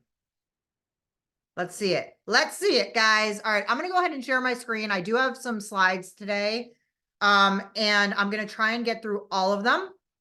How many of you guys are using Reels right now, like as a part of your strategy in your business? Put a Reels in the chat box if you're using them, okay? And then put a no if you're not using them, just so I can kind of see what we've got going on here. Okay, so it looks like most people are using them. Not everyone's using them. That's okay. The reason why Sarah asked me to talk about Reels is because it is the #1 strategy as we go into 2024. Reels are short form video, right? So TikTok counts, YouTube Shorts count. Okay, it's the #1 way to get in front of new people in 2024. So we're going to discuss that in a second. Before we do, I want to remind everyone, you are learning a ton of stuff today, right? I've learned so much already, and what has it been? An hour and a half. Okay. So you are learning so much stuff today.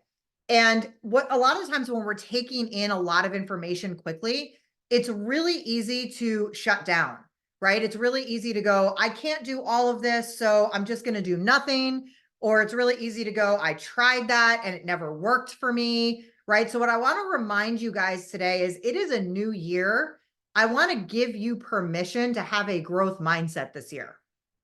Okay. You are capable of anything that you decide to do in 2024, whether that's learning new technology, like how to create a reel, right? Like I actually just saw somebody in the chat box say, I have no idea how to make a reel.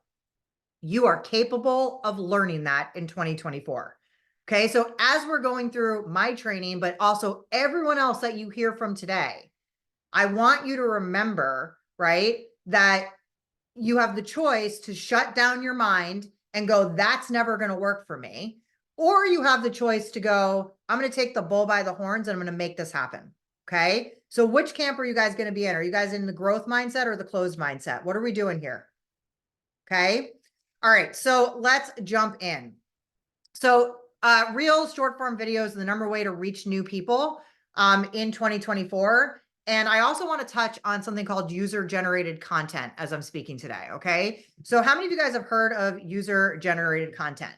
We are in the era of the micro-influencer and user-generated content right now, okay? How many of you have bought something based off of a recommendation from an influencer in a reel? Put a 3 in the chat box if you've done it. Crazy, right? What a time to be alive, you guys. What a time to be alive. Like, we are in an era where it is normalized to make videos on your phone talking about things you love, and then you get to make a commission from it. Okay? That's what user-generated content is. So let's talk about what is user-generated content. Okay? It's people like you and me sharing their products and experiences. It's people like you and me sharing our product results. It's people like you and me sharing the benefits of products that we use and love. It's sharing personal stories around these products that we use and love. The big shift that I'm seeing over the past 6 years since I've been with Amare is the product now needs to be front and center. Okay. People want to know what it is that you use and what it is that you sell. Okay. So like the days of like being like weirdly secretive about like your happy juice or whatever, like those days are gone. Okay. The product should and can be front and center. And it is also people like you and me sharing business results, right? Why you are proud to be a part of the Mental Wellness Company. How many of you on here have seen some sort of content this year on your social media with somebody boasting about a business result they've gotten, whether it's in network marketing or in affiliate marketing or in influencer marketing? Yes, right? It's everywhere. So I don't want you to be shy about sharing what's working for you, whether that's business results or product results or both. You want to be out there. And like I said at the beginning, loud and proud with the results that you are seeing in your life as an influencer or a micro influencer, right? Or a content creator, whatever it is that you want to refer to yourself as. Okay. So, let's talk about why Reels. So number one, it's the fastest way to grow your audience right now. So what do I mean by grow your audience? What I mean by that is we all start a business like this with a certain amount of people that we know, right? Like a certain amount of people in our network. And the most common objection that you're going to hear in an industry like this is I have run out of people to talk to, or I don't have anyone left to talk to, right? Does anyone feel that way right now? That you've run out of people to talk to, or like your audience has gone stale? Okay. So you have the opportunity to grow that audience. That's what's so amazing about social media, is that you have the opportunity to get on social media and grow your audience. Okay. You have the opportunity to sell to that audience, and you have the opportunity to entertain that audience. Okay. So the reason I love Reels is because it, especially on Facebook, by the way, it's the only type of content that gets shown to people who you are not friends with. Have you noticed that? That when you log on Facebook, you see Reels from accounts that you are not friends with? Lee family has seen it. Anyone else? Exactly. So what that means for you is that this is the type of content that you can create that your audience will see, but also people that you're not yet connected to will also see. This is an incredible opportunity. Okay. It's the same on Instagram. Okay. And on TikTok as well, right? Like Reels and TikToks are going to go to an audience that is not yet following you on all three of the main platforms that we're all building on. Okay. So I think it's a missed opportunity to not be using short form video in 2024. When I look in my back office at the people that are consistently enrolling, whether that's hundreds a month or 2 people a month, I would say that 99.9% of them are using short form video. So what I have to say to you today is you get to make the choice, right? Whether you're going to jump on that train or you're not, but I would highly advise that you do. Okay. So let's talk about your content strategy. Okay. So reels are for awareness. Okay. So like I just said before, that's how new people are going to find you and decide that they want to follow you. Okay. Nurture content. This is for people that are already following you. So that will be other types of posts. It could be written posts. It could be carousel posts. Reels can be nurture content as well. And then closing content. Okay. So closing content is likely going to be in your stories because people that see your stories, they're already following you, right? So that's where you're going to do a lot of closing content. And then reels also close people too. So what's the common denominator here, you guys? Reels is like the only type of content out there, you guys, that builds awareness around your brand, nurtures people that are already following you, and closes people that are either following you or not following you. So you've got to be using this type of content as you enter 2024. So when you're creating reels, I want you to think about it like this. Will my ideal customer comment, save, or share this? Ask yourself that before you hit the post button. Will my ideal customer comment, save, or share this? Okay. All right. So what's the structure of a good reel? And by the way, Sarah, just tell me if I'm getting close to my time because I didn't look at when I started and I know we're on a time crunch here. The structure of a good reel, 3 to 7 second videos. Okay. So what I'm finding is that actually, if you can do it between 3 and 5 seconds, those reels for me are performing best right now. Okay. So they don't have to be long. They just have to be short video clips. Okay. A lot of what you can do right now is something called B-roll video where, you're recording yourself doing something on your phone, doing something on the computer, cooking something. Okay. So like, as you're going about your daily life, just prop your phone up and start recording it. Create a library inside your photo thing on your phone. Create a library of video. Okay. There's days, you guys, where I wake up and I'm like, there's no freaking way I'm getting on video today. No freaking way. But I need to get a reel done today. Right. So I open up my phone and I look in my library and I have tons of video to choose from because I'm constantly taking video of myself. Okay. I also have my husband constantly taking video of me, right? Like he's actually gotten pretty freaking good at it because I have him so well trained about when to take video. Sometimes I don't even ask him to do it. And he's like sending me videos he took of me doing random things. Okay. And then, okay. So 3 to 7 second video, a hook that grabs the attention. Okay. So you guys know when you're looking at a short form video, there's usually text on the screen. Everyone know what I'm talking about? That's where your hook is going to go. So that's what's going to get people to stop scrolling. Okay. That's the goal of your video, you guys, is to get people to stop scrolling. And your hook is going to do that. And then the third part of a good video is your call to action. Okay. So you might have noticed that there's been a massive shift over the past year towards keywords. Okay. So the call to action that most people are using effectively right now are now keywords. Whereas a year or two ago, you'd see a lot of people saying like, go to the link in my bio, right? How many of you guys have seen that? Go to the link in my bio. Okay. You want to use keywords to get people to respond and let you know they'd like to take that next step in your journey with you. And that next step could be, sending them a freebie like the happy quiz. That next step could be them buying an actual product from you. That next step could be them evaluating the business, right? But you want to use these keywords as a way to get people to comment that they're interested. Okay.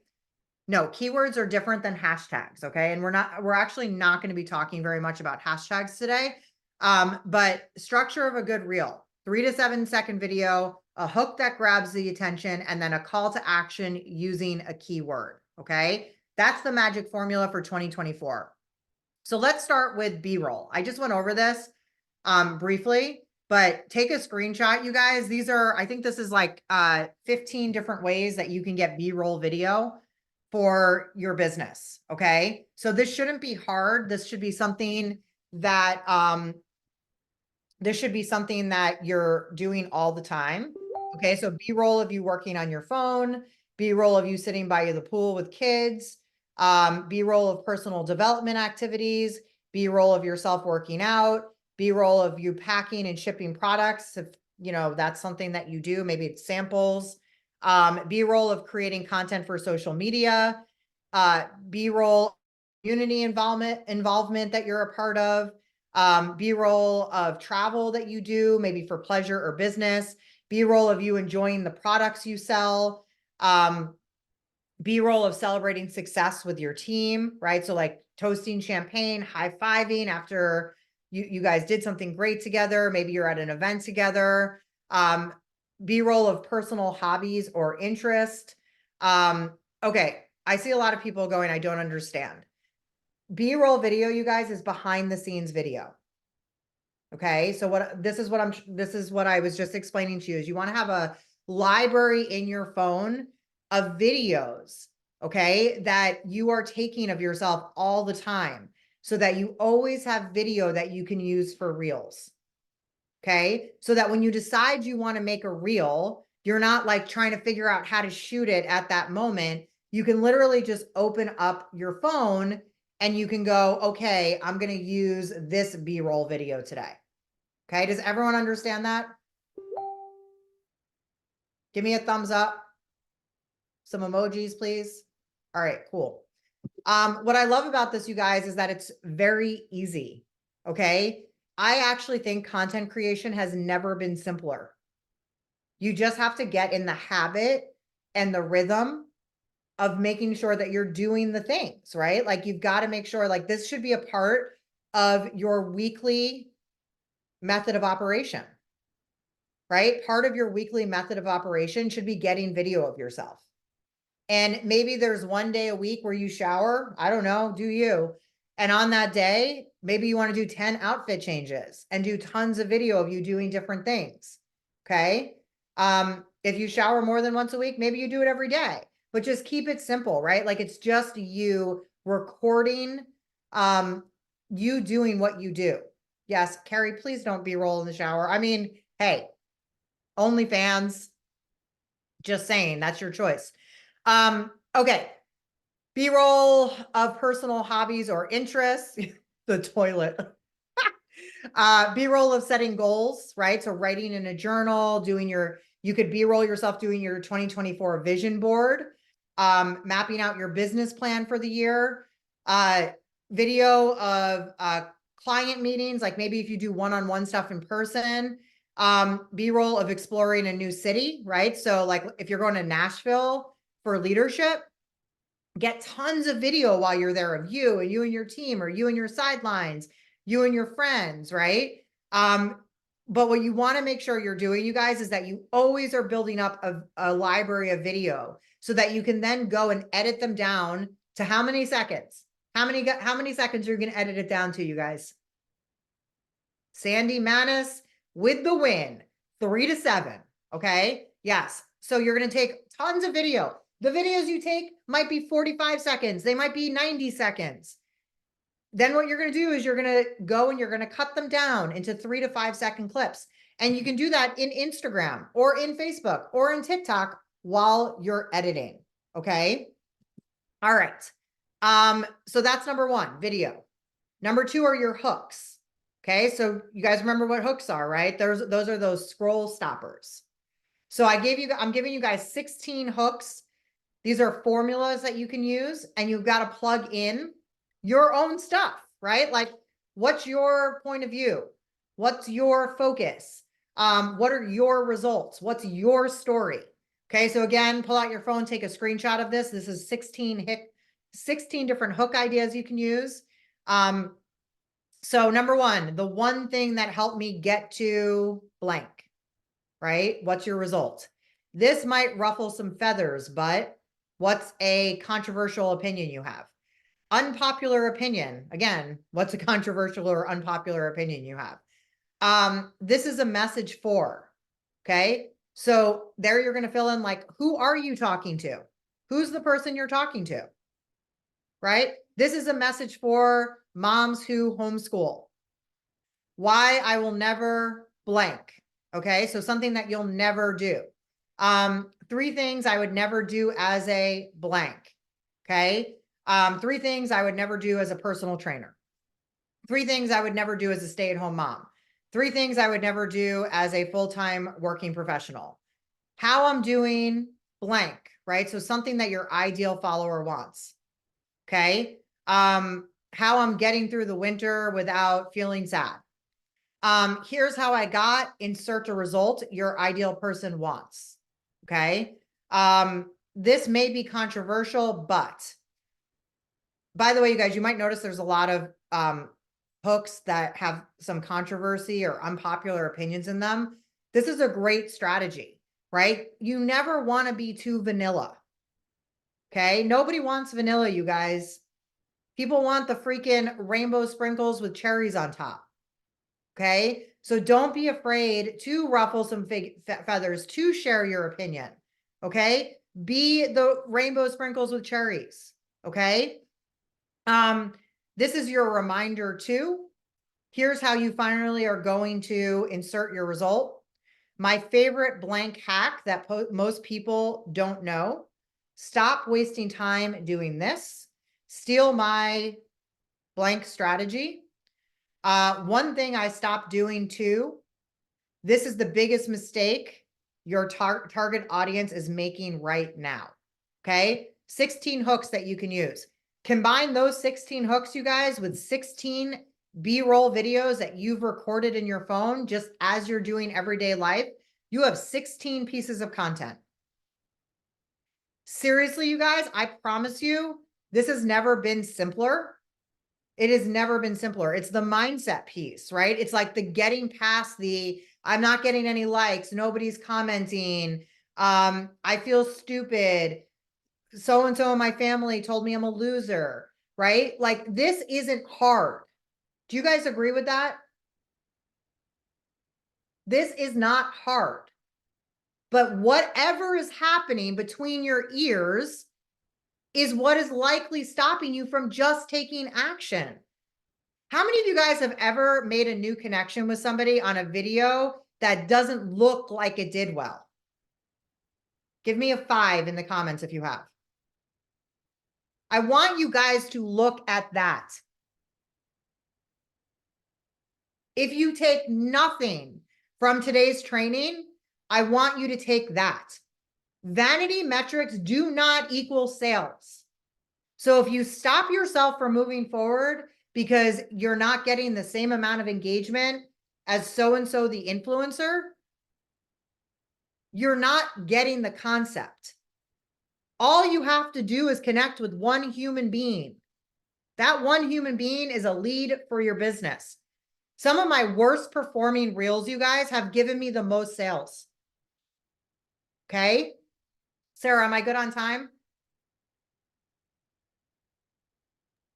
I'm almost done. We're over, but people are loving it. So just keep going. Okay. I'm almost Yeah, done. excited.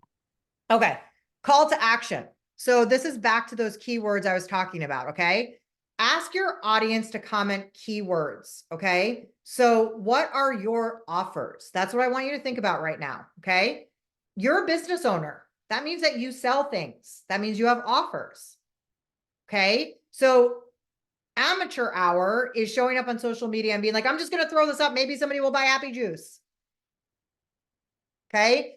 That's not what I want you to do. I want you to really think about what are my offers, right? So maybe one of your offers is the Happy Quiz, right? That's a great way, you guys, to get new leads for your business. Maybe one of your offers is buying Happy Juice from you, right? Maybe one of your offers is joining your business, right? Being a partner with you in the mental wellness business. Okay. So keyword, what this means is in the caption or in the actual reel, you're going to say comment quiz, right? If you'd like to take the Happy Quiz, comment happy if you'd like more information on Happy Juice, comment 500 if you'd like more business on partnering with me in the mental wellness company. Okay. When you start getting lots of comments on your reels, then you might want to look at automating it with something like ManyChat, which is a software. Now, I don't want you going and researching ManyChat right now if you haven't done a reel in 6 months. If you do reels and you get one comment on each reel, you don't need ManyChat. Okay. I'm giving you advanced strategies. If you're somebody who's getting tons of comments and you can't keep up with them, you need ManyChat. Okay. I see lots of questions coming in, but I don't think I have time to answer them. So let's just get through. I'm going to give you guys some examples now, and we're going to power through this. Okay. So I have 3 reels as examples. I want you guys to pay attention to the hook on the screen. I want you to pay attention to the B-roll video I got, and then I want you to see where I put the keyword. Okay. Every damn day I'm hustling. Don't drink no still, mine's bubbling. All right, where did I get that B-roll? Put it in the chat box. Yep. Somebody took a video of me while I was speaking on stage at convention. Done. Okay. Who sees the keyword call to action? It's in the caption. Yep.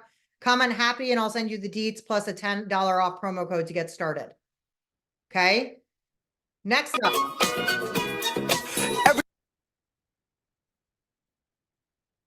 Girl, Charlie, move. tell me something, girl. Charlie, move. All right. What's the B-roll?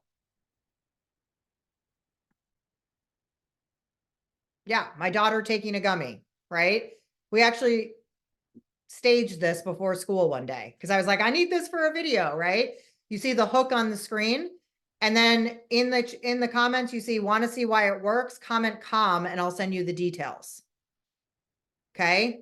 Now you can see, you guys, this is like not one of my better performing reels. I got sales from this video. If I let the amount of people who commented or the amount of people who liked it stop me from creating content, I wouldn't be getting sales. Okay. Next up.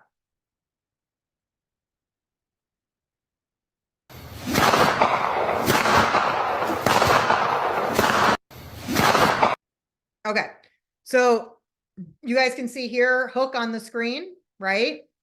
And then my call to action here is actually to join a Facebook group I have. Okay, so that's one of my offers is joining my Facebook group. You don't have to have a Facebook group. I'm not saying you should have a Facebook group. I'm just saying you need to think about like, what are the offers that you offer in your business so that you can take people on the next step in that journey with you. Okay. You'll also see this isn't a sale. This isn't a reel where I'm selling anything. This is a reel where I'm just being relatable, right? I'm talking to people that are on the same page with me, right? Might ruffle some feathers with that one. It's cool. Okay. So, set a goal that's attainable for yourself. There's no limit to the amount of reels you can do, and there's no minimum. It's really about you deciding what's attainable for me. You can do them every day. You can do them a few times a week. Start with something that you're actually going to commit to and get done. Okay. So I know we're out of time, Sarah. I hope that this was valuable for you guys today. What I want to leave you guys with is this. If you are not in the game, you're never going to get better. Okay. So you might see somebody doing this that's really awesome at it, and you're like, I suck at it. I'm not even going to do it. If you're not in the game, you're not going to get better. I spent this morning coaching my daughter's basketball game. I'm coaching my older daughter's basketball game in 40 minutes. And it's 4th graders. You guys, some of them can't even reach the hoop. Should we not play because they can't reach the hoop? No, right? They've got to get in the game to get better. Okay. Love you guys. Thank you so much for having me. Beck, that was amazing. Give a shout out to Beck Sadik. I hope all of you got so many great nuggets from that session and heard her loud and clear. Be in the lane that you're in. Do not get overwhelmed. If you're new to this, do not be Googling ManyChat right now. Okay. Just get into the game. Like she said, be a 4th grader, be where you're at. And Beck, that was awesome advice. All right. So listen, our next guest speaker is someone I actually birthed. It is my oldest daughter. Alex Heidemann, and I'm super excited to have her teach you how to turn a conversation and be able to convert it, right? And so, Alex, I'm going to turn it over to you to teach people really effective skills of following up and converting people into sales. So there you go, Al. Woohoo, I love it. Can everybody hear me? See my screen? I hope so. All right. Hey, Amare family. I'm just blown away. Who is blown away here? I have been raised in this industry, and yet every time I learn something new. I have so many notes, and I get to call these people family, right? Like, how special am I? I just love, love, love this. Thank you, Beck. And we're going to transition in. So I am so stoked to have the topic of lead follow-up and how to take a conversation that you're in and converting it to that close. But before I get into that, I want to share a story because I'm about to share some tips and some guides here. And as I share them, you might be thinking, you know what, Alex, that's all great, but I'm actually implementing all of those things already. I'm already just a pro at having a conversation and creating an amazing relationship, but I'm not seeing the close I want. I'm not seeing my focus on 5 filled up every month. I'm not rank advancing like I want to and hitting my goals. And now what? Now that leads us to conversation burnout, right? And that's just a yucky cycle and hamster wheel to be in. I want to see some burnouts in the chat if that's you. I'm doing all the right things. I'm doing all the things I know, but I'm not getting to my goals and I'm talking to the people, right? So let's see that. I'm going to share a story quick. All right, we've got some burnout in the audience. I have to share a little story. The Stanley. Put Stanley in the chat. Let's hear it. Who's got one? Who's on the trend train? Who's got a Stanley? I will say mine was a gift. Okay, someone's never heard of it. No thanks. We've got a ton of them. Okay, awesome. Y'all, did you know this is not something new? This viral cup, this viral brand right now, this is not something that is new, but this cup has taught us $1 million lesson. And I want to share this just really quick. So Stanley is actually a 110-year-old company. Yet in 2019, they hit $73 million in sales. Their primary target these past 100 years, this past century, was their audience of working men who needed to stay hydrated on job sites while hiking, building, and there was the blue collar industry, right? In 2019, 2020, a popular blog for women posted about this cup, and her audience of women went crazy over it, causing it to go viral several times. Instead of brushing it off, this sudden urge of sales from a new and unexpected audience, like most brands would do, right? Do we take the risk? Do we invest? Do we not? Stanley's new global president, who has a strong marketing background, decided they should go all in on this new women audience. They launched brand new colors that were pastels and colorful, opposite of what they had always done. They did collabs with influencers and other popular brands like Starbucks. They created wait lists of thousands of women and sold out every time. And this past year in 2023, they were projected to hit $750 million in sales. So here's my message to you all. Sometimes you can have that winning product in your back pocket, but you just need to get in front of the right audience. Sometimes you don't need a new product, right? We have the full package here. We don't need a new system. We don't need another excuse. We don't need a new product, right? I mean, every time Dr. Sean comes out with something, I'm stoked and excited to add it to my tools, but we have the best title and brand. We are the only one. We are trademarked as that. We have the best comp plan in this industry, right? We have life-changing products. So I want to encourage you, maybe you just are sending this message to the wrong audience. Are you getting uncomfortable? Are you implementing your content and your story and these tools like Cassie and Beck just taught us, right? Because now we can take these leads that they have generated and taught us how to get by sharing our beautiful profiles and platforms and take these leads into some really awesome conversations that mean $1 and mean a life changed, right? Okay, so here are my 2 guidelines. I keep this super, super simple for conversations. One is keep it simple, right? You've got these killer reels now. You've got your story, your profile looks amazing. You know, when I go in and I look at somebody's profile, I'm actually looking at it, and ask yourself this question too. When I'm looking at somebody, I'm saying, why would I be their friend? Yes, I want to be her friend. I would totally work with them. I would travel with them. Does your profile share that? Because at this point in a conversation, somebody should already, your audience, they should know your story. They should know who you are. You're a little bit about your life, right? You get to pick and choose. You can keep things private if you want. You get to pick and choose what you share, but they should know that you've built some trust. They've been following you. So when you're in the conversation now, you're going to want to keep this simple. They want to know now what's in it for them. I want to know how this is going to be life-changing for me. This is not your time to barf on them. Everything we love about Amare, vomit your story, right? And they want to know, how is this going to be different from everything else that they've tried? Number 2, and this is guidelines, you guys. This is guidelines for if you are in person in a conversation, if they are in your private messages and they're in your DMs, if you are hosting a booth and giving samples, right? This is no matter where you are. These are some great little guidelines and tips for any kind of conversation. Talk to them as if you are in person. Please, please, please, please. That just takes away all the cheesy. It takes away the novel. And maybe you are in person. That's the best place to practice, is to throw yourself in those situations, right? Okay, so what I want to do here is actually role play a little bit.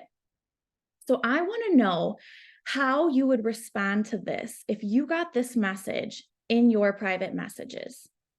Put it in the chat. How would you respond to this? Hey, Alex, I hope you and your family are doing well. I wanted to reach out and see if I could pick your brain on Amare products.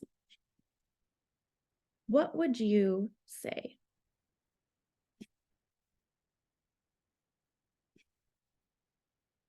Questions. What are you wanting to know? I'm an open book. Absolutely. What are some products you're interested in learning about? What are you interested? What do you, yes, yes, yes, yes. Okay, this is what I love.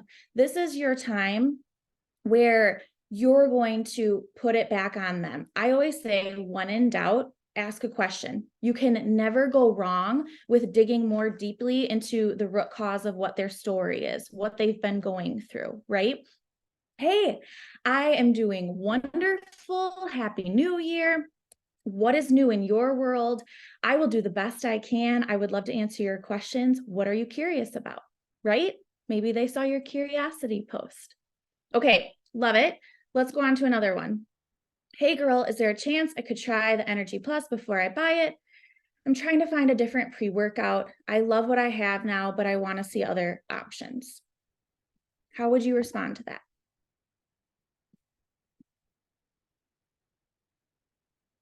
Darla said, I say, are you free to hop on a call now? I love getting people offline ASAP.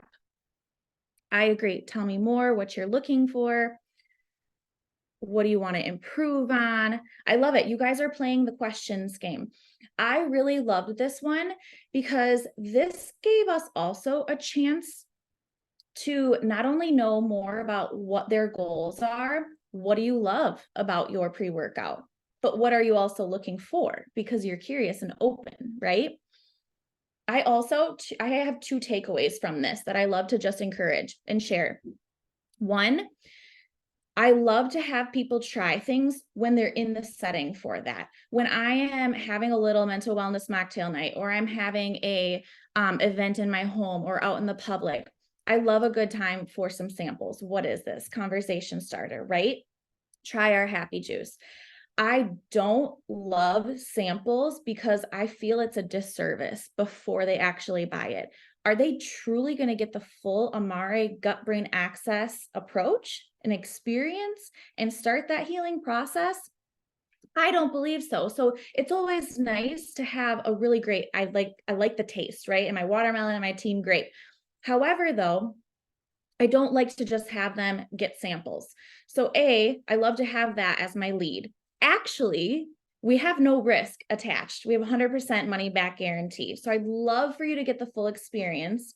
Second, I also just think it's a disservice to just have somebody try one product. I mean, don't get me wrong. I have hot energy all day long. However, though, I also drink my happy juice all day long because it's the full experience. It's how it's meant to work in your body to have the best results, right? So tell me more about those. When she tells me more about what she's looking for out of her pre-workout, let's do happy juice. And guess what, you guys? This conversation, she ended up getting happy juice and she ended up sharing with 3 people and getting some free products because she shared with her coworkers and they all work out afterwards. So they're saying, what's this new pre-workout? Look at what that can do when you offer and give expectations and give the full package, right? Okay, last little message. I also want to be super real with you and let you know things are about timing and people watching you and trusting you, right? This is a message that's been in the works for a year and a half. Not all of them are going to lead to the next best, right? So I want to encourage you, when you are implementing these tools of your content creation, your reels, and you're getting these leads, I have a notebook that I keep, and you do this however your organization works, your style is, but I have a love later list. And that's where I put people's names and the date that we've checked in so I can go back to them. This was a girl who last winter we've been talking and she said, I can't, I'm on maternity leave and I can't even try this until summer. So I put her on my love later list. I checked in on summer and I just wanted to show you that the importance of timing and also the realness of conversations. I checked in with her because we had a special. Hey, sorry I never replied. Question about this happy juice. I take Zoloft for depression, and are there cases of medication and people changing with it? I sent a voice message. This is what we're dealing with is so personal that, again, sometimes it takes people to hear your voice, especially when you don't have that close, tight-knit relationship with them. This feature is on everything, right? You can send a voice message in Instagram, Facebook, your text messaging systems. And this girl still hasn't pulled the trigger, right? Still hasn't, but she's on my love later list and I check in with her all the time. And half of it's not even about Amare. It's just about life. How are you doing? And we just had a phone call about maternity and postpartum and all the things. And it was so life-giving. So I just wanted to share that. Okay, take a screenshot of this. I'm going through these super, super quick because I want to be super respectful of time. But take a screenshot of this if you want, because this is something that I keep in my notes still to this day, the questions game. I love questions. If you have doubt, fear, and something, a setback or a holdback of what if I'm salesy, put in the chat sales. If that's something that you still struggle with, I strongly feel questions completely removes that. Questions takes away the yuckiness of feeling like you're salesy because this is so personal. This is not about a sale. It's about their transformation. And when you have a question, you're putting it on them, right? You're not telling them exactly what you think. You don't know their journey. You don't know maybe their past or what they've gone through or their story. And so I keep these in my back pocket so that I can go back to them and reference them. What questions can I answer for you? What products do you think you'd like to start with? What more do you think is an area you could improve on your health, on your financial health, on your life, right? I have some ideas. What's your budget? And make these yours. These are things to keep in your back pocket and make them your own. Would you like this or that? Which is more important to you, weight loss or sleep? We've been talking about Amare for 2 months. Is today the day you want to feel like the best version of you? When have you not been well since? These are just some great questions to keep on hand for a close that you can dig a little deeper, and it's not just, here's my cart and it's sitting out there for 2 months, right? I love this one for my clothes. Great, I'm by my computer tonight.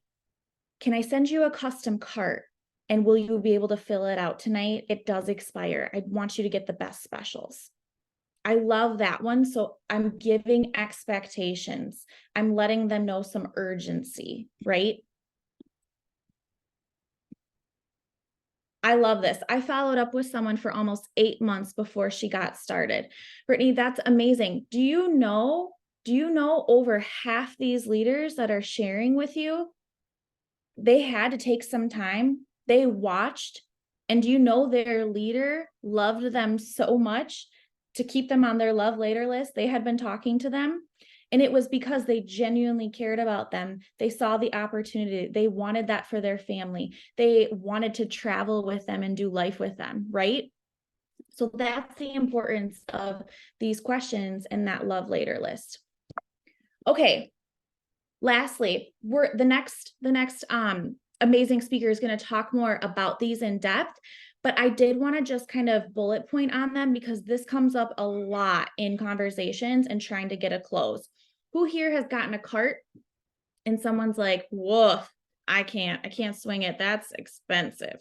Who here has gotten that, right? Okay, this is my favorite one because I truly believe this is our time to give some friendly education.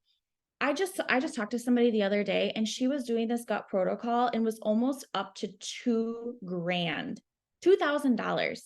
You guys, she doesn't get that back. A, she doesn't know if that's going to work. B, she doesn't get 100% money back guarantee on that. She's out, right? If you do know this industry, you realize when Dr. Sean walks through these, that this is quality for a price. Would you guys agree? Oh my gosh, this is so, and then the perks that come with that, but people don't understand that. And so it's our job to paint the picture in this. And I love doing this through a voice message as well, so that they understand I want the best for them. I want to work with their budget and their goal. I love talking about, sometimes you don't get quality and cheap. You have to pick, right?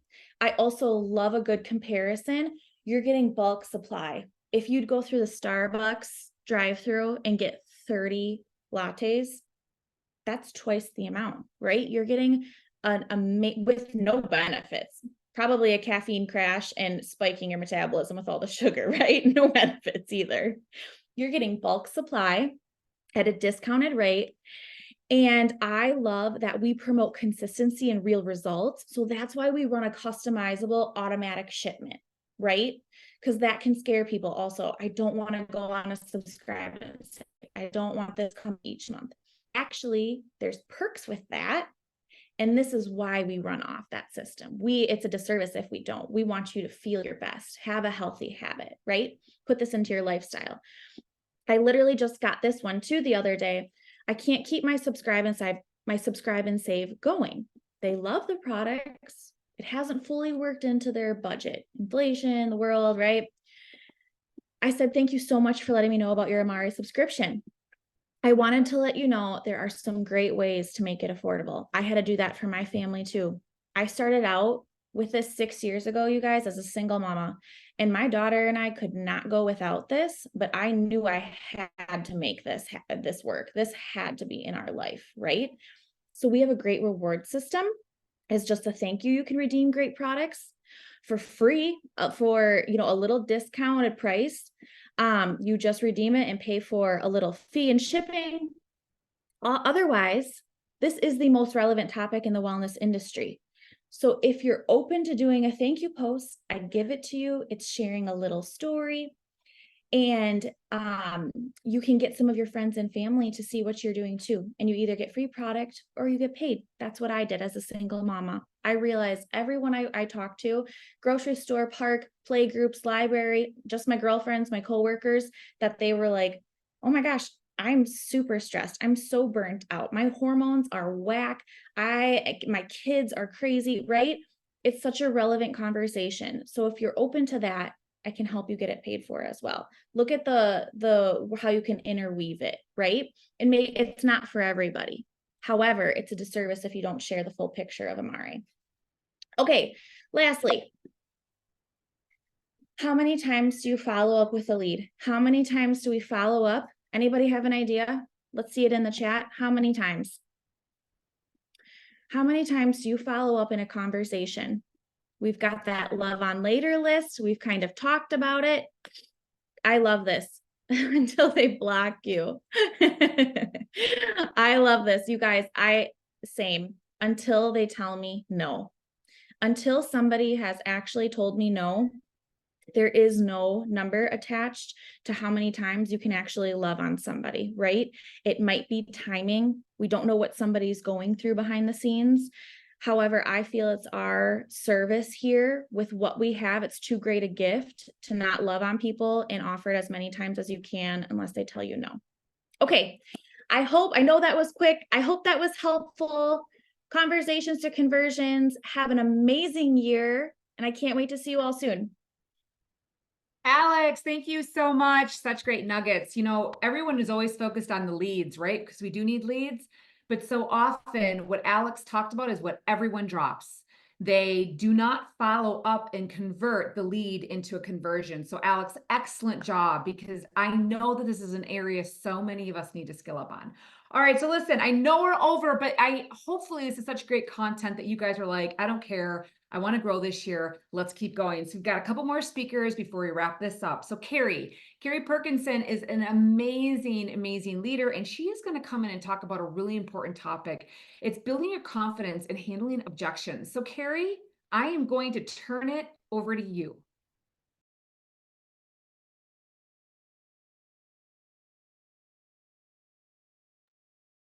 Oh, are we there, Carrie? Hopefully Carrie's there. I'm here. Sorry, Yay. my screen stopped wanting to share, but that's okay. We're going to roll anyway. Oh, here it is. Okay, overcoming objections. This is absolutely one of my favorite topics because I would love to hear in the chat if you've ever had objections. Because if once we learn to overcome them, we are just unstoppable. Can you guys all see my screen? Okay. So we've heard from Beck, we're setting up, we are getting ready to be mainstream. And then we heard from Cassie how we are going to fill our funnels. But if we have not figured out how to handle objections, the first time we get them, we are going to want to quit. And I am here to tell you, I am a prime example of that. When I came here, so many objections. I've been here 18 months. And if I had quit the first time I started to get a lot of objections, I would have never hit diamond. But Sarah gave me such a wise quote yesterday. She said, you know what? Sometimes that posture of I am going to do this with or without you. I'd like you to do this with me, but I'm going to do this anyway. That just sets us up for amazing success. And so I want you guys to just put that posture on as we talk through some objections and watch your business soar. So, one of the reasons that hitting objections is honestly a really good thing is one of two things. One, if we are not having conversations, we won't have objections. So if we're having objections, it means we are having conversations that are propelling our business. And two, it provides the opportunity to learn a new skill, how to overcome that. And it is a great opportunity to look at our systems and the trainings that we have in place and just constantly be refining them for the objections that we are getting. So I am going to touch on a couple things. One, why we get objections. Two, common objections, and then how we respond. And I'm apologizing when I get super nervous. I talk really fast, and this is a skill I am learning in 2024 is saying yes. So we need to remember the more we practice, the better we are going to get at them. And quite honestly, I love them and I have fun with them now. And I want you guys to do that as well. The first thing we need to remember when we get an objection is do not take it personal. It is not personal. There is a reason they have that objection, and it is our job to ask the questions and to get to that objection so that we are able to provide a solution. And a lot of times the reason we're getting the objections is belief system, whether it is a belief in the products, the company, the industry, a lack of belief in themselves that they can do this. That's why a lot of people, it's natural to just put up a wall. And the next big thing is, are we painting the picture that they see themselves in the outcome? They see themselves as part of the solution so that they are fully invested in this, and then we will have a lot less obstacles.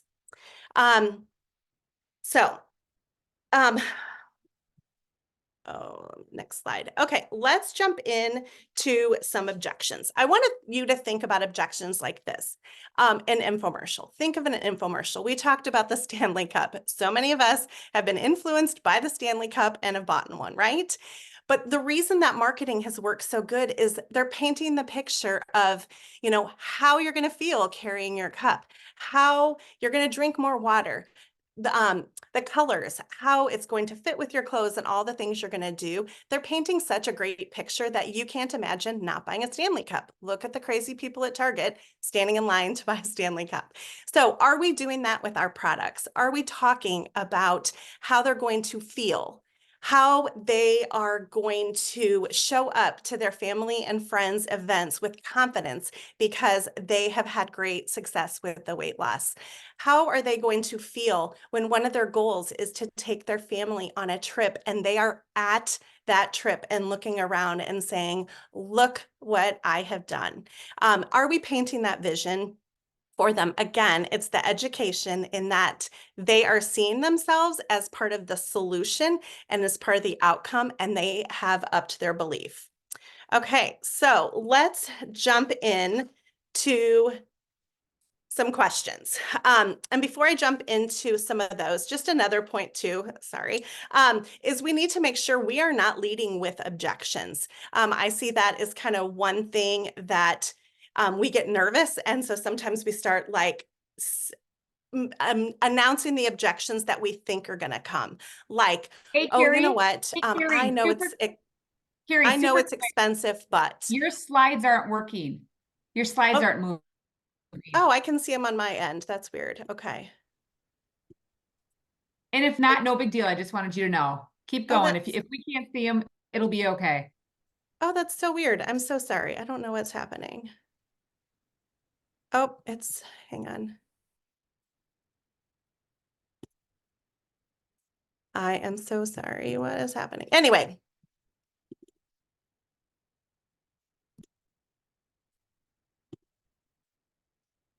Can you see them? Yep. Now we Okay. can. Yay. Okay. Good job. Thank you.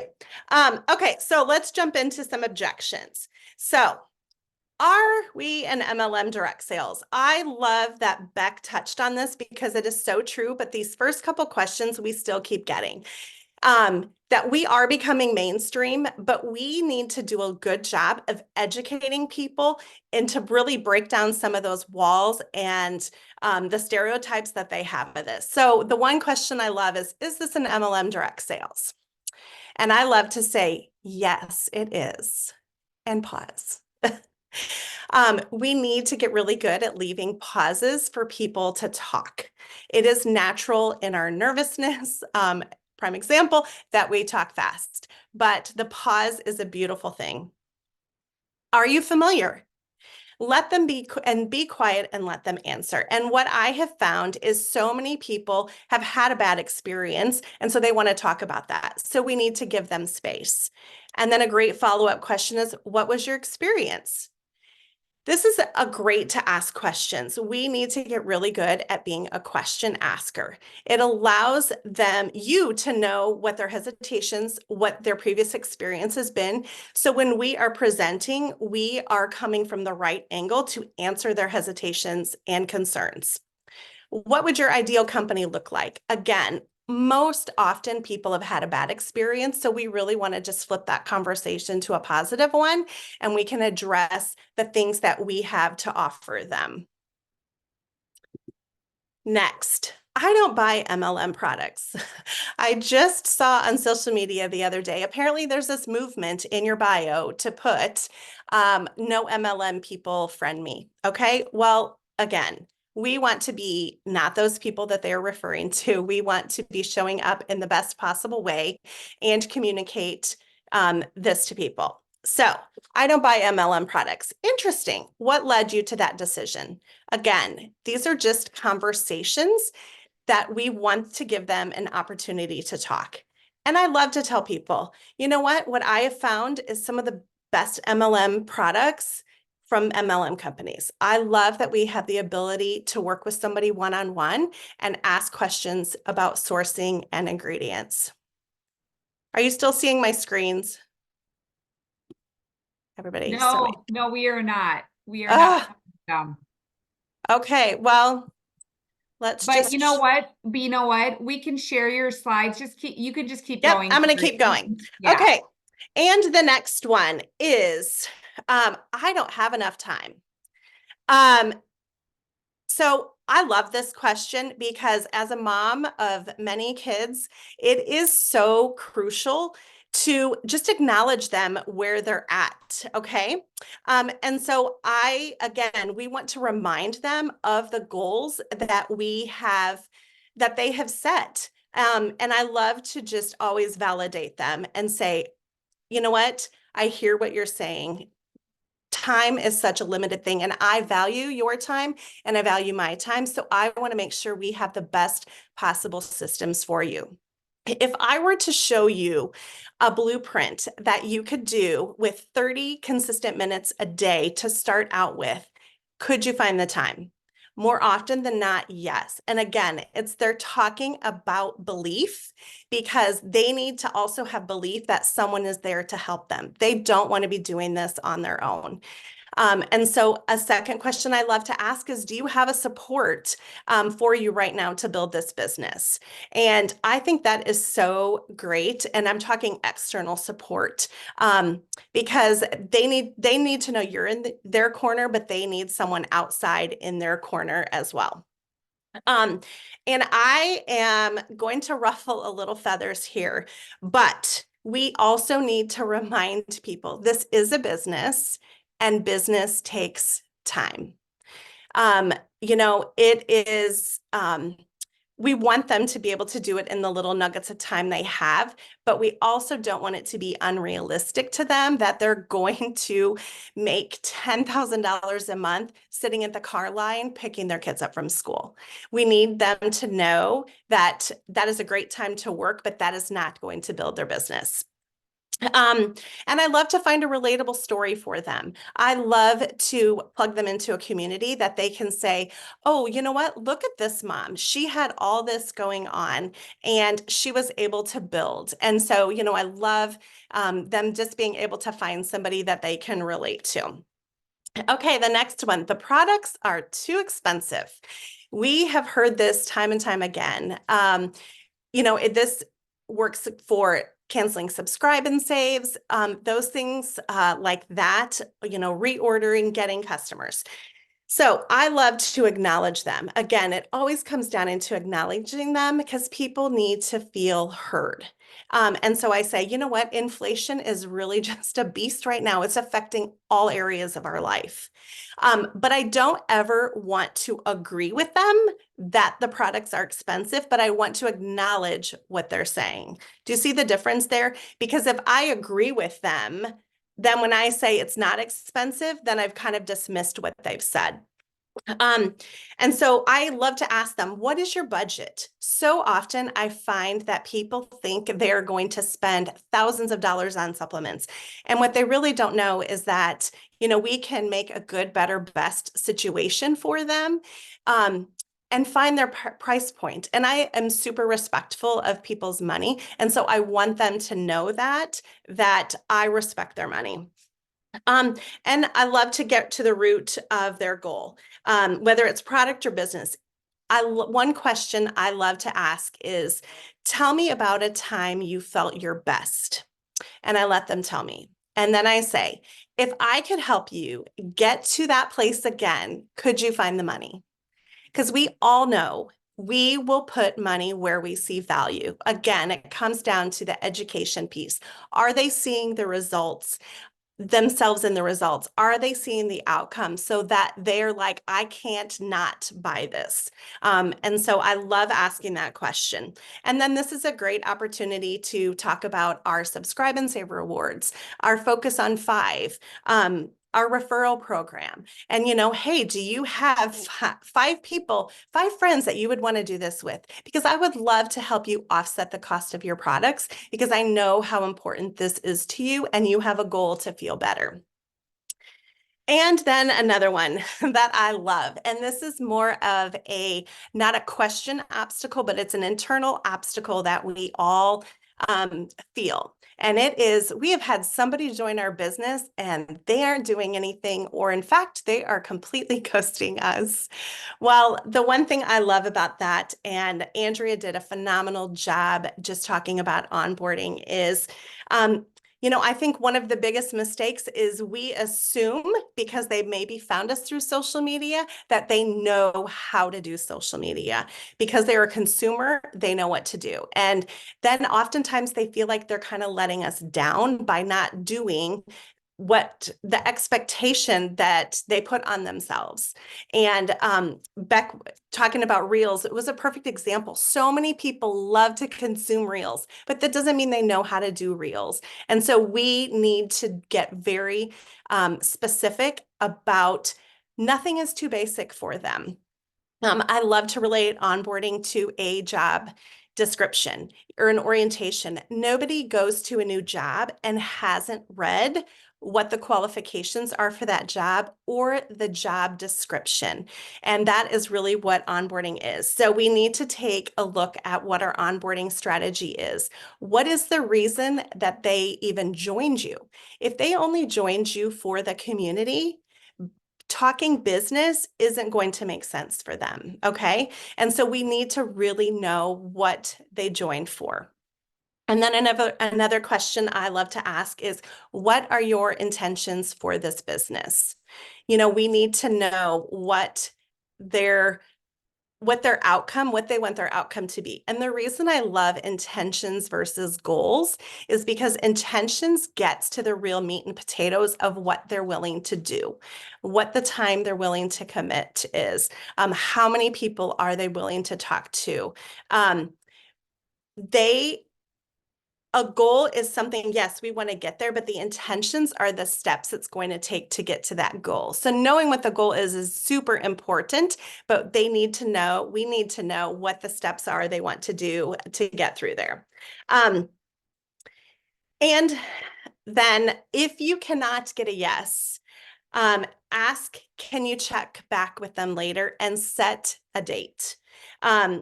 And determine that date and say, hey, I will check back with you in them. And then also invite them into your community.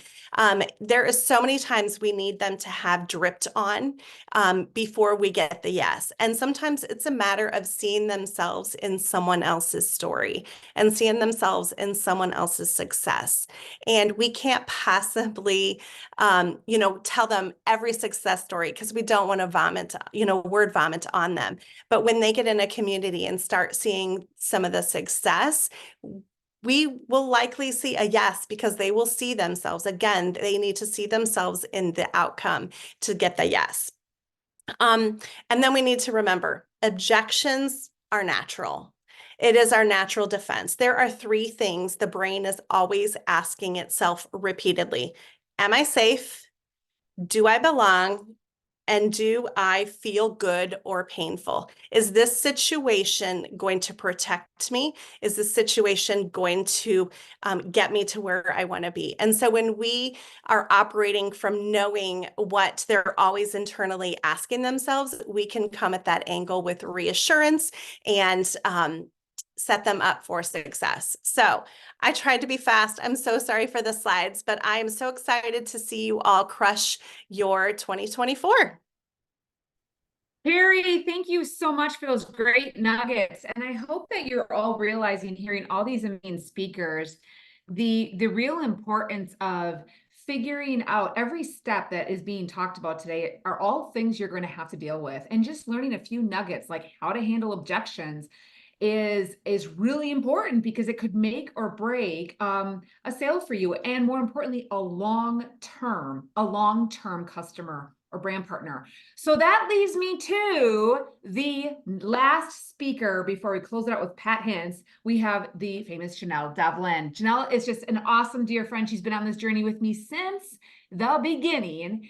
And she's really going to talk about a very important topic that you all requested on, was how to have strong customer retention. And she's going to give you some really solid nuggets on how to do great customer service. So Janelle, I am going to turn it over to you. All right, everybody, we are wrapping this up, and I think the timing of this is really, really perfect. Everything is coming together for this time right now of talking about follow-up. But I got something for you. So right now we're right at about 200. Oh, it just dipped down 200. I know we've gone over time because the content is so rich.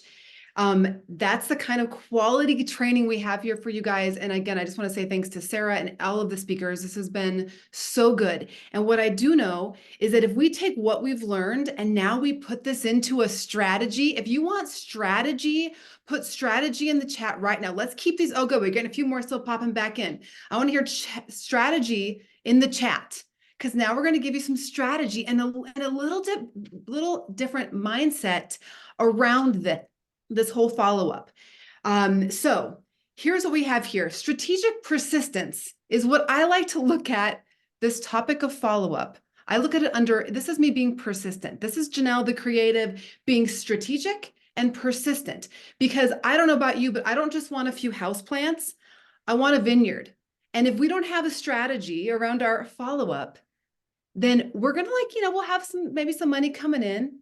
But if we have a strategy around this, we're going to have so many people not only coming in, but sticking with us. And I don't know about you guys, but I'm here for the residual income. If you're here for the residual income, then raise your hand. Okay.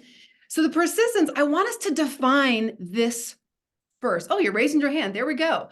I want to define persistence. I've learned as a homeschool mom, if my kids don't really know the definition of a topic, I can say all the great things about it, but they can be stuck on, well, what does that really mean? You guys, we might think we know what persistence means. We might have different definitions, but here's the honest truth.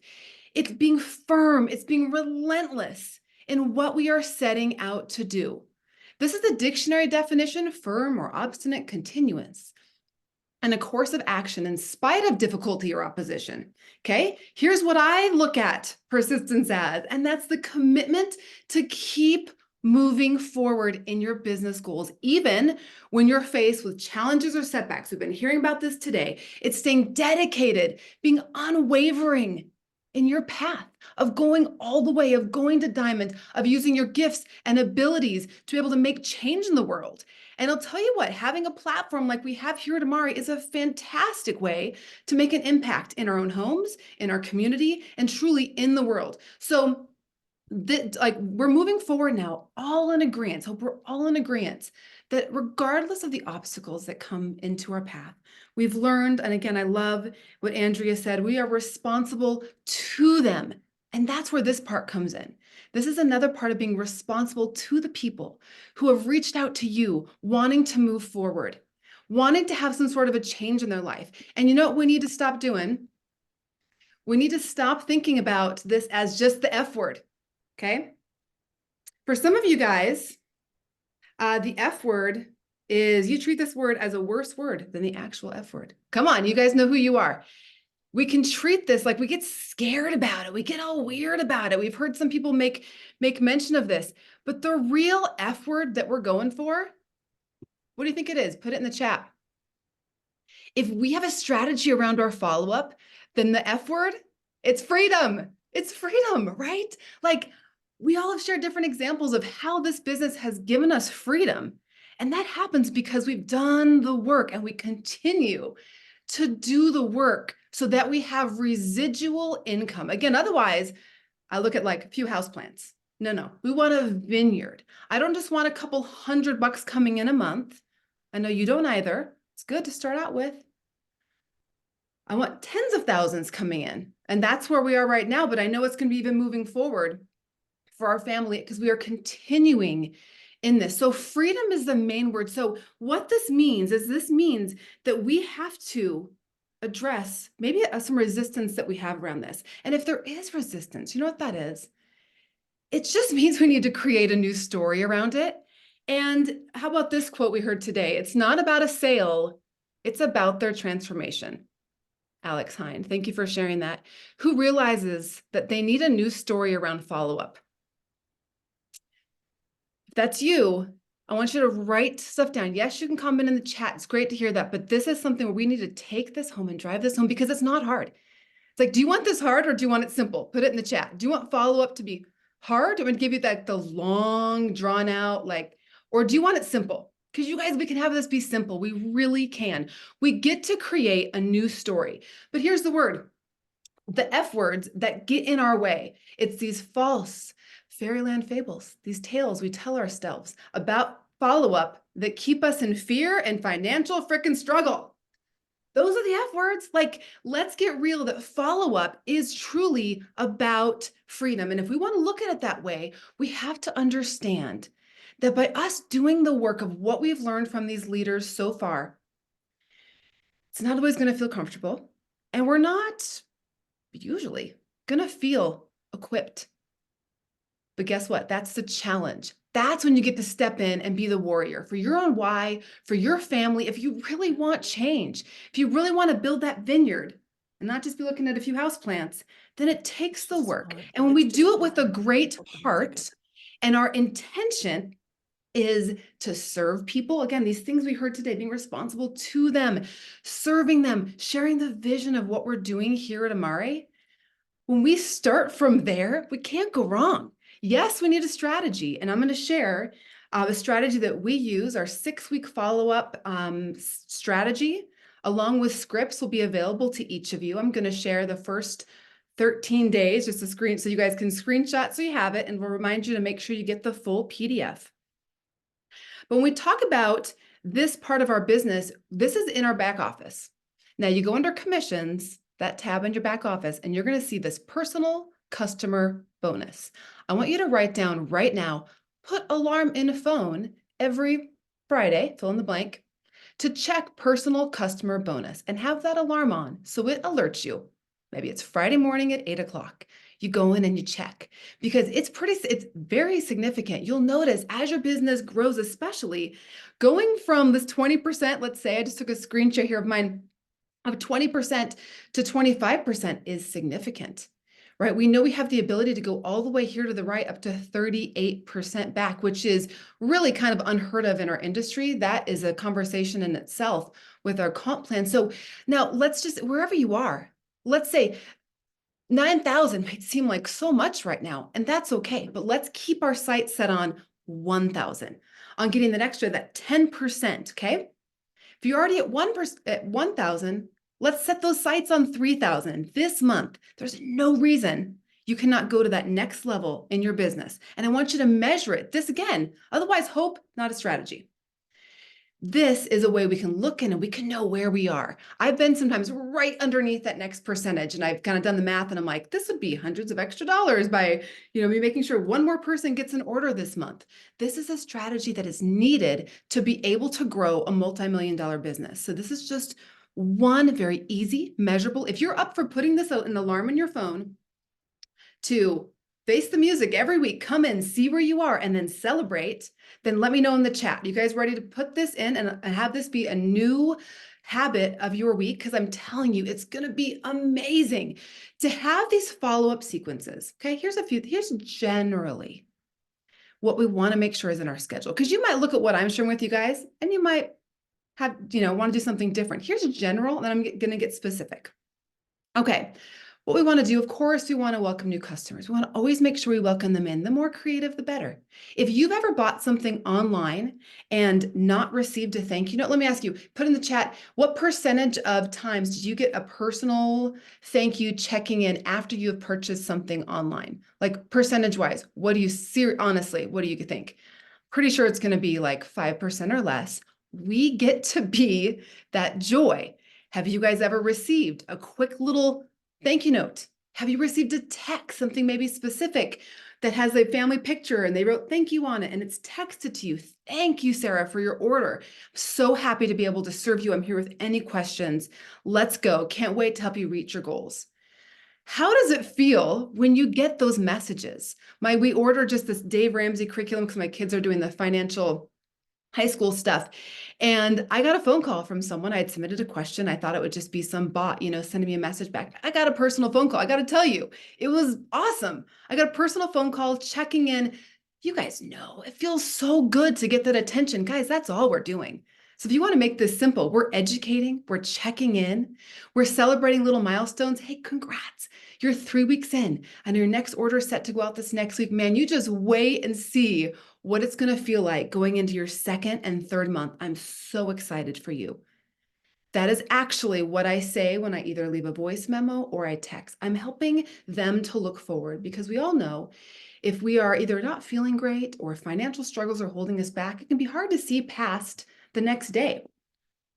And so let's jump right into this. Here is something that we do to start off with a customer care campaign. I'm not going to go through all of it. You guys, again, you're going to have the full PDF with some scripts, make it your own. But I do a check-in on day 1, day 3, day 5. Now, how are you going to do that? Maybe you guys have a paper system. Maybe you have an electronic. Find what works for you. I personally have been loving the Tasks app. I think it's free through my iPhone and I love it. So I can put in Sarah Hine, new customer. And I can put an alert in for, okay, day 1 is this day. I can put in January 15th, January, whatever. And then it alerts me on those days. It also comes over to my Google Calendar so I can see who I'm checking in with. That's working for me right now. You might have something else that's working, but I encourage you when you have a new person, and if you want to use this strategy we have for you, go in and go ahead and put in the dates that we have here, day 1, day 3, day 5. It'll take you 3 minutes and then Sarah Hine, great. I have my strategy for the first 6 weeks to make sure I'm giving girlfriend some awesome service, because if I give her great service, then she might be really open to considering joining my team. And if she's getting great results with the products, then yeah, she might be referring more people to me. So we have to know this is where we're responsible to them, not for them. Okay, I have day 10 and day 13 here. So it's checking in. And as Alex was talking about questions that we ask, really important we don't say, do you like the products? Hey, how's it going? Are you liking what you have? More open-ended, like say, how are you doing? What are you noticing? Specifically, what are you noticing with your products? What are you starting to notice? Hey, you mentioned sleep was kind of a struggle along with mood. Have you noticed some improvement in your sleep? So it's making sure we're staying close with them on their goals. And again, we've heard this throughout the morning, but it's bringing them back to the goals, why they got started, what it is they're really, really going for. Okay, so we have this with our first 2 weeks. Bottom line, guys, personalize it, make it sound like you. You'll see I have here in the second week check-in on day 13, Dr. Sean's resource library. I've actually changed that for my team. And it says Dr. Sean's The Science of Happy Juice video, just for something real specific to send. That's been great. And depending what they're using, but for something specific to tap into a video, something they can get in and, connect with and feel like, all right, this is what I'm a part of. All right, so I'm coming back to this here. Guys, the only fear that we need to have is not showing the love. Put in the chat how you would finish this sentence. I was thinking of that quote. I think it's Roosevelt. Like, the only thing we have to fear is fear itself. But bottom line, it comes to when people come into business and they say, hey, my God, maybe that objection of I don't want to be salesy. Well, guess what? If you don't follow up, then you're being that salesy person. I'm just saying. If you come to people and you have a plan, it might not be perfect for day 1, 3, 5, but if you are staying close and they know that, hey, I'm here to help. hey, how can I help? If you have that willing servant leader kind of a attitude towards your people, if you are new, my gosh, you have great upline support to be able to say, I'm not sure about that, but I'm going to find out for you. Or, hey, so-and-so is willing to jump in and have a conversation with us in a three-way chat. Let's do that. You know, you're able to bring in your upline support. The only thing that we need to really have this fear around is not showing the love and actually just not following up. That's the only fear. So let's make this simple. If we have a strategy, we know that things are going to come up along the way. We know, yeah, we might have to go through some work, help them work through some things, but I'm telling you my best as I was doing Christmas cards for customers for this season, I looked through it. I'm like, man, the amount of people that are still with us after all these years, we've been around since the beginning as well.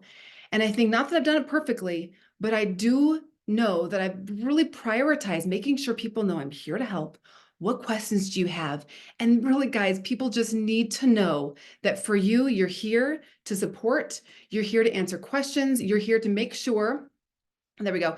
We're here to make sure that they are experiencing the freedom they're going for, whether that's in their business or with their health.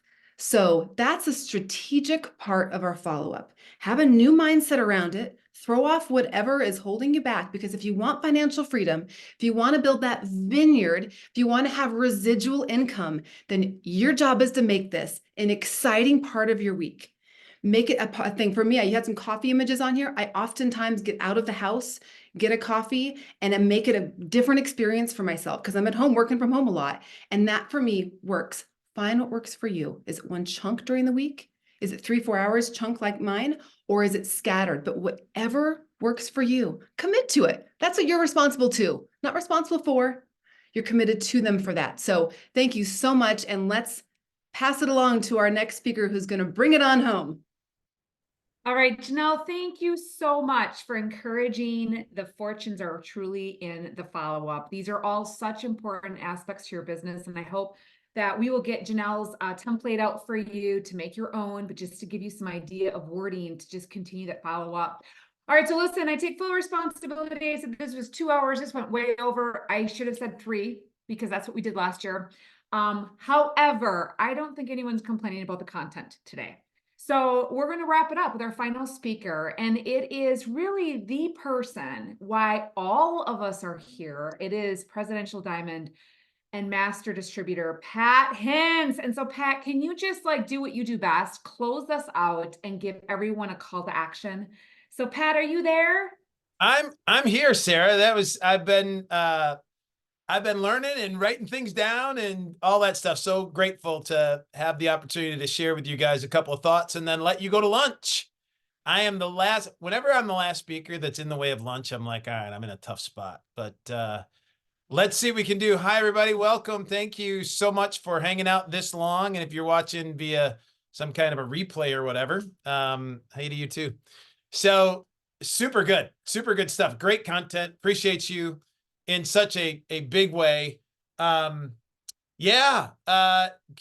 you for the congratulations. I appreciate it. Let me share my screen with you here. I threw a couple of slides together just to be able to wrap this up here and kick off 2024. So we're going to do this. And I actually started with a little bit of a picture. Yeah, there she is. Oh my goodness. There it is. There she is. Harvin. Harvin Levi Go. Gracie, my youngest daughter, that she's just so precious. This was the early picture. She's just a little peanut. So she doesn't fit very well in my hands yet, or she just fits in my hands. And I like them a little bit more, with a little bit more substance before Papa gets a hold of them. So anyway, I look at her lovingly and away we go. So it's 4 grandsons, 1 granddaughter. I'm going to let her play point guard. We got the basketball team ready to go back. So it's all good. All right. So let me hit this.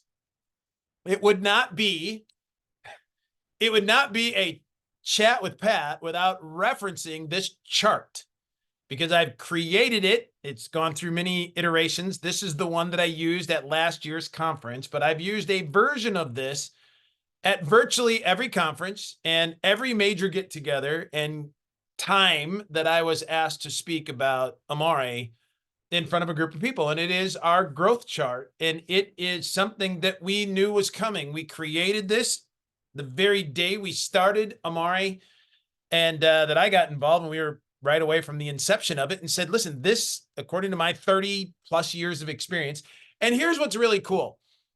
We got on here and I was on when Beck got on and she said, hey, for those of you who don't know me, and we are now at a time, 6 years into this, where there's a pretty good chance that some of us who have taken for granted the idea that everybody knows us because it's us, right? It's just us, may have no clue at all who anybody is in some form or fashion. And so I am grateful for the introduction. And if we haven't met yet, I can't wait to do that. I was the first guy through the door here, got a chance to introduce this to some really cool people like Sarah and Beck very soon, and Janelle and others that you have heard from here today. But we started with this thought in mind that said, we are going to go through a growth pattern. And if we do things right, we are going to follow this path. And it's always good to know where you're going. And if in fact you had the chance, they say hindsight's 20/20. Experience gives us a chance to be able to see exactly what can happen if in fact we will follow the directions in what it is we need to do. And I wanted to share this with you because we are entering a new phase here in 2024. In my opinion, one of the things that I've talked about from the very beginning is that we want to look for that critical mass area, that tipping point, if you will. And I believe that 2023 will prove out to be that time that, in fact, that happened to us, where you got enough people dancing on the hill. Now everybody wants to dance on the hill.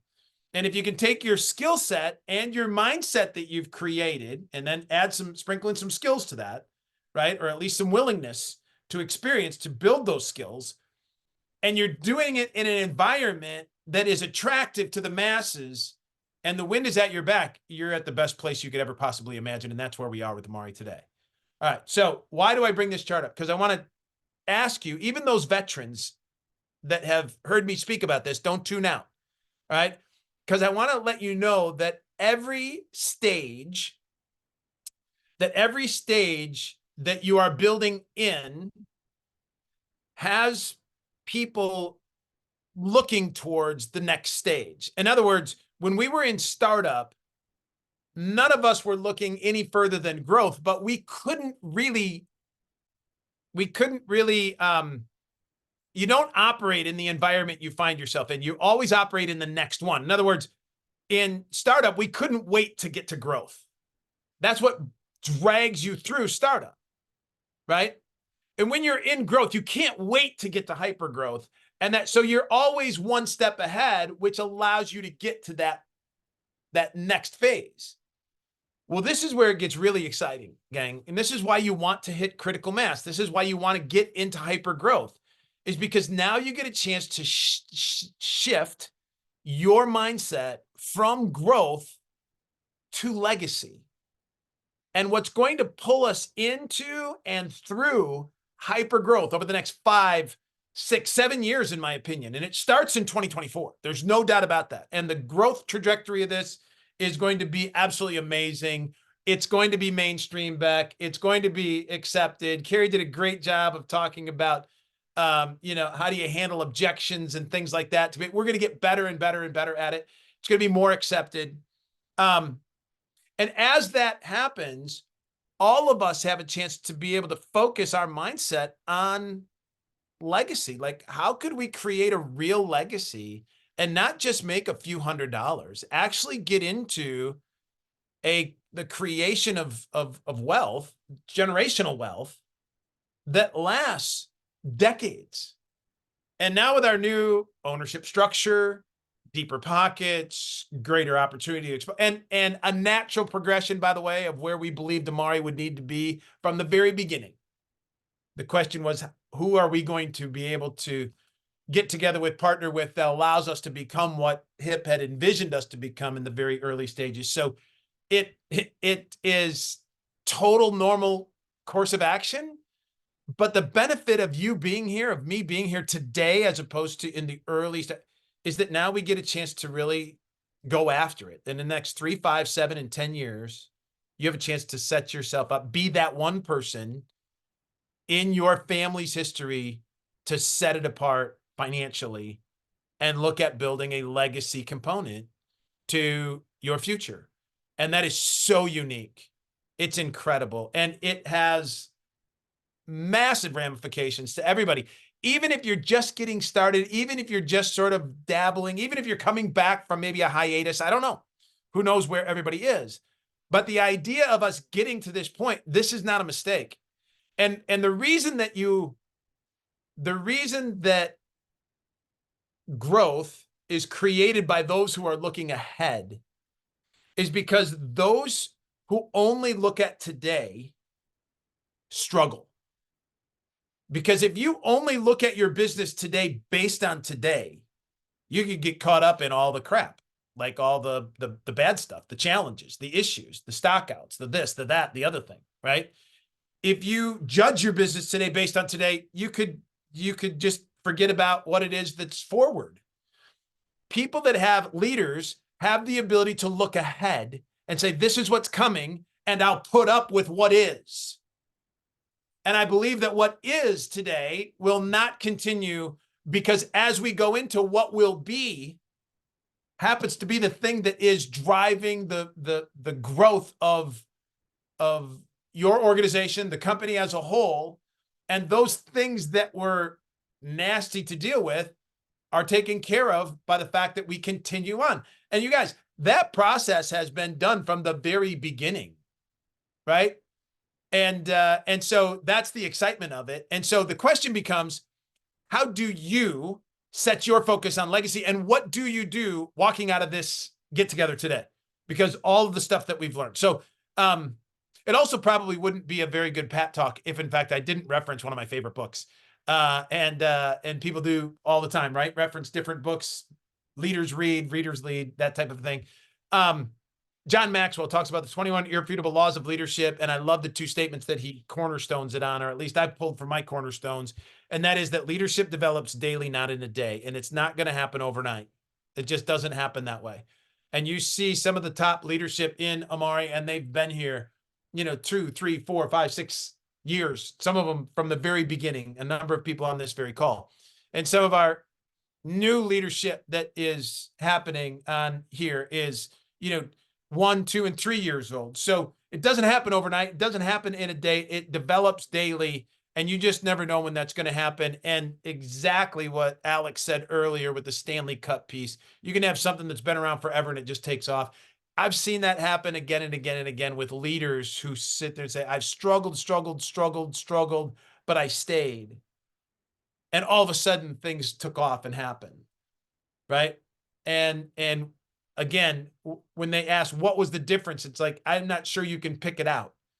All of a sudden something happened, someone happened, some conversation, somebody's timing was right, and it went. And the thing that allows you to stay is that you don't worry about yesterday. Maxwell says it best. Don't worry about yesterday. It ended last night at midnight. Every day is a new day, and we're going to develop our leadership skills. And if we did that in a mindset, in an environment that's available to us today, because that's the key, right? We've got unprecedented things available to us, and legacy can be created. And Maxwell has an entire chapter of one of the laws is the law of legacy. And then he says most people, right? He says most people simply accept their lives, accept where they are. They don't lead them. They just sort of allow it. Now, here's the thing. If you're still with us on this call here today, after 3 hours, you're leading. You are absolutely leading. And in fact, I would give grace to those people that jumped off maybe an hour ago and said, hey, I could do what I could do on this Saturday morning or whatever. But the group that's here has decided to lead.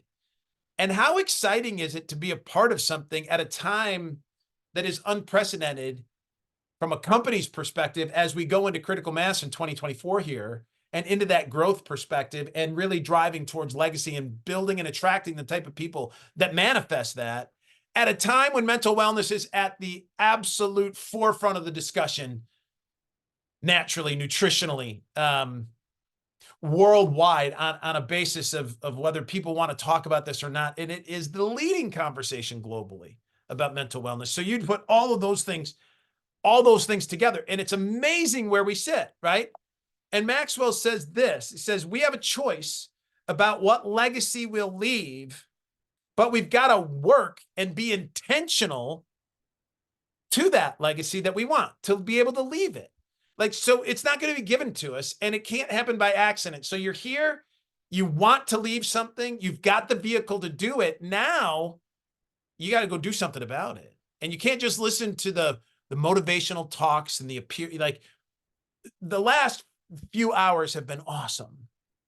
But at the end of the day, they don't really count towards the activity that you need to have success in Amari.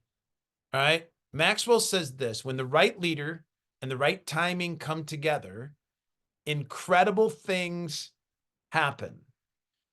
I would say this, if John had a chance to write it over again, or if I could put my input into John, I would say it this way, when the right leader and the right timing come together, incredible things can happen.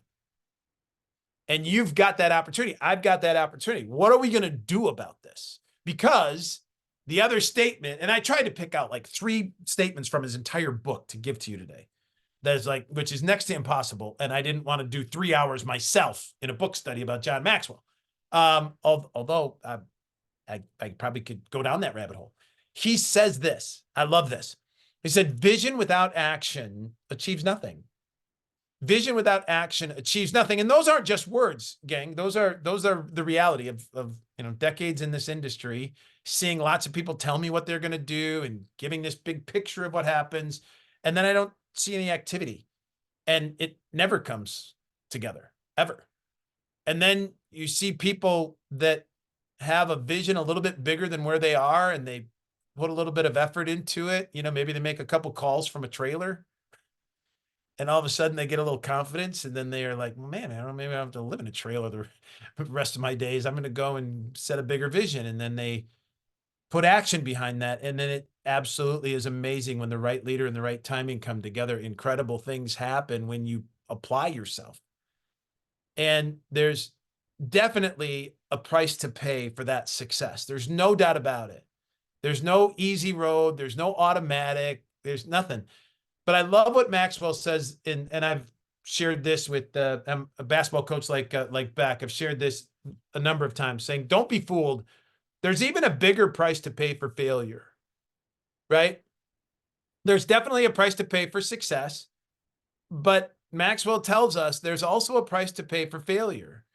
And ultimately, failure in our business is when somebody stops trying. When somebody stops their activity, and the reason that they stop is they either get in the way of their own self with their own mindset, their own talk, their own belief, or they listen to somebody else, and somebody else that has never done it, by the way. Because you look at Beck, you look at Sarah, you look at our top leadership groups. Andrea's here, Cassie's here. You look at the top group, right? And you're going to see you're going to all see them tell you that you can do this, that you absolutely can do this. Okay. I'm going to tell you that you can absolutely do it. Nobody that's made it in Amari will ever tell you that you can't do it, because we all know what it takes. And it's not that it's going to be easy or lay down automatic, but it's going to be available to you if you'll apply yourself. And here's the thing. We are the category creator, right? We are the leader in this space as a mental wellness company. I've got the old logo up there and stuff, but as we go into this new phase of what Amari is, there's no doubt in my mind that you've connected with the right group, the right leadership team, the right company, and at the right timing. All right. And then putting the skills together that other people have provided to you throughout this whole process today. It's really a good feeling. But ultimately, the only responsibility, the only question mark, and maybe I should have put a question mark here instead of an exclamation point, is what will you do about this? Like, what are you going to do about where you find yourself in front of the ability to create a legacy with I'm going to stop this for a second, Sarah. Where are you going to find yourself? Okay. In this whole Amari equation, right? Because in my opinion, never before, maybe never again, will you or I find ourselves in front of something this special at this time with this group of people in this marketplace, in the acceptance of mental wellness, the leadership role that Amari has created, the new ownership structure that's available to us, that's going to exponentially give us opportunities to be able to eliminate some of the things that we've all had pains with over however long, right? The last year or so, just from a growth perspective. And have us be able to be the leader and the opportunity that it provides for each one of us to step into and create for ourselves and our families the legacy that we would love to be able to think about, dream about, and maybe someday have happen to us. It's now available. And the thing that's missing is a little bit of elbow grease, a little bit of application, a little bit of activity on a consistent basis, staying around long enough to allowing something to happen to you. All the messages I've talked about in the last 5 years are now available, 6 years, are now more true than ever. So what's it going to be? And here's the cool thing. I can't decide that for you. Sarah can't answer that question for you. Beck can't. Nope. Nobody. Carrie can't. Nobody can.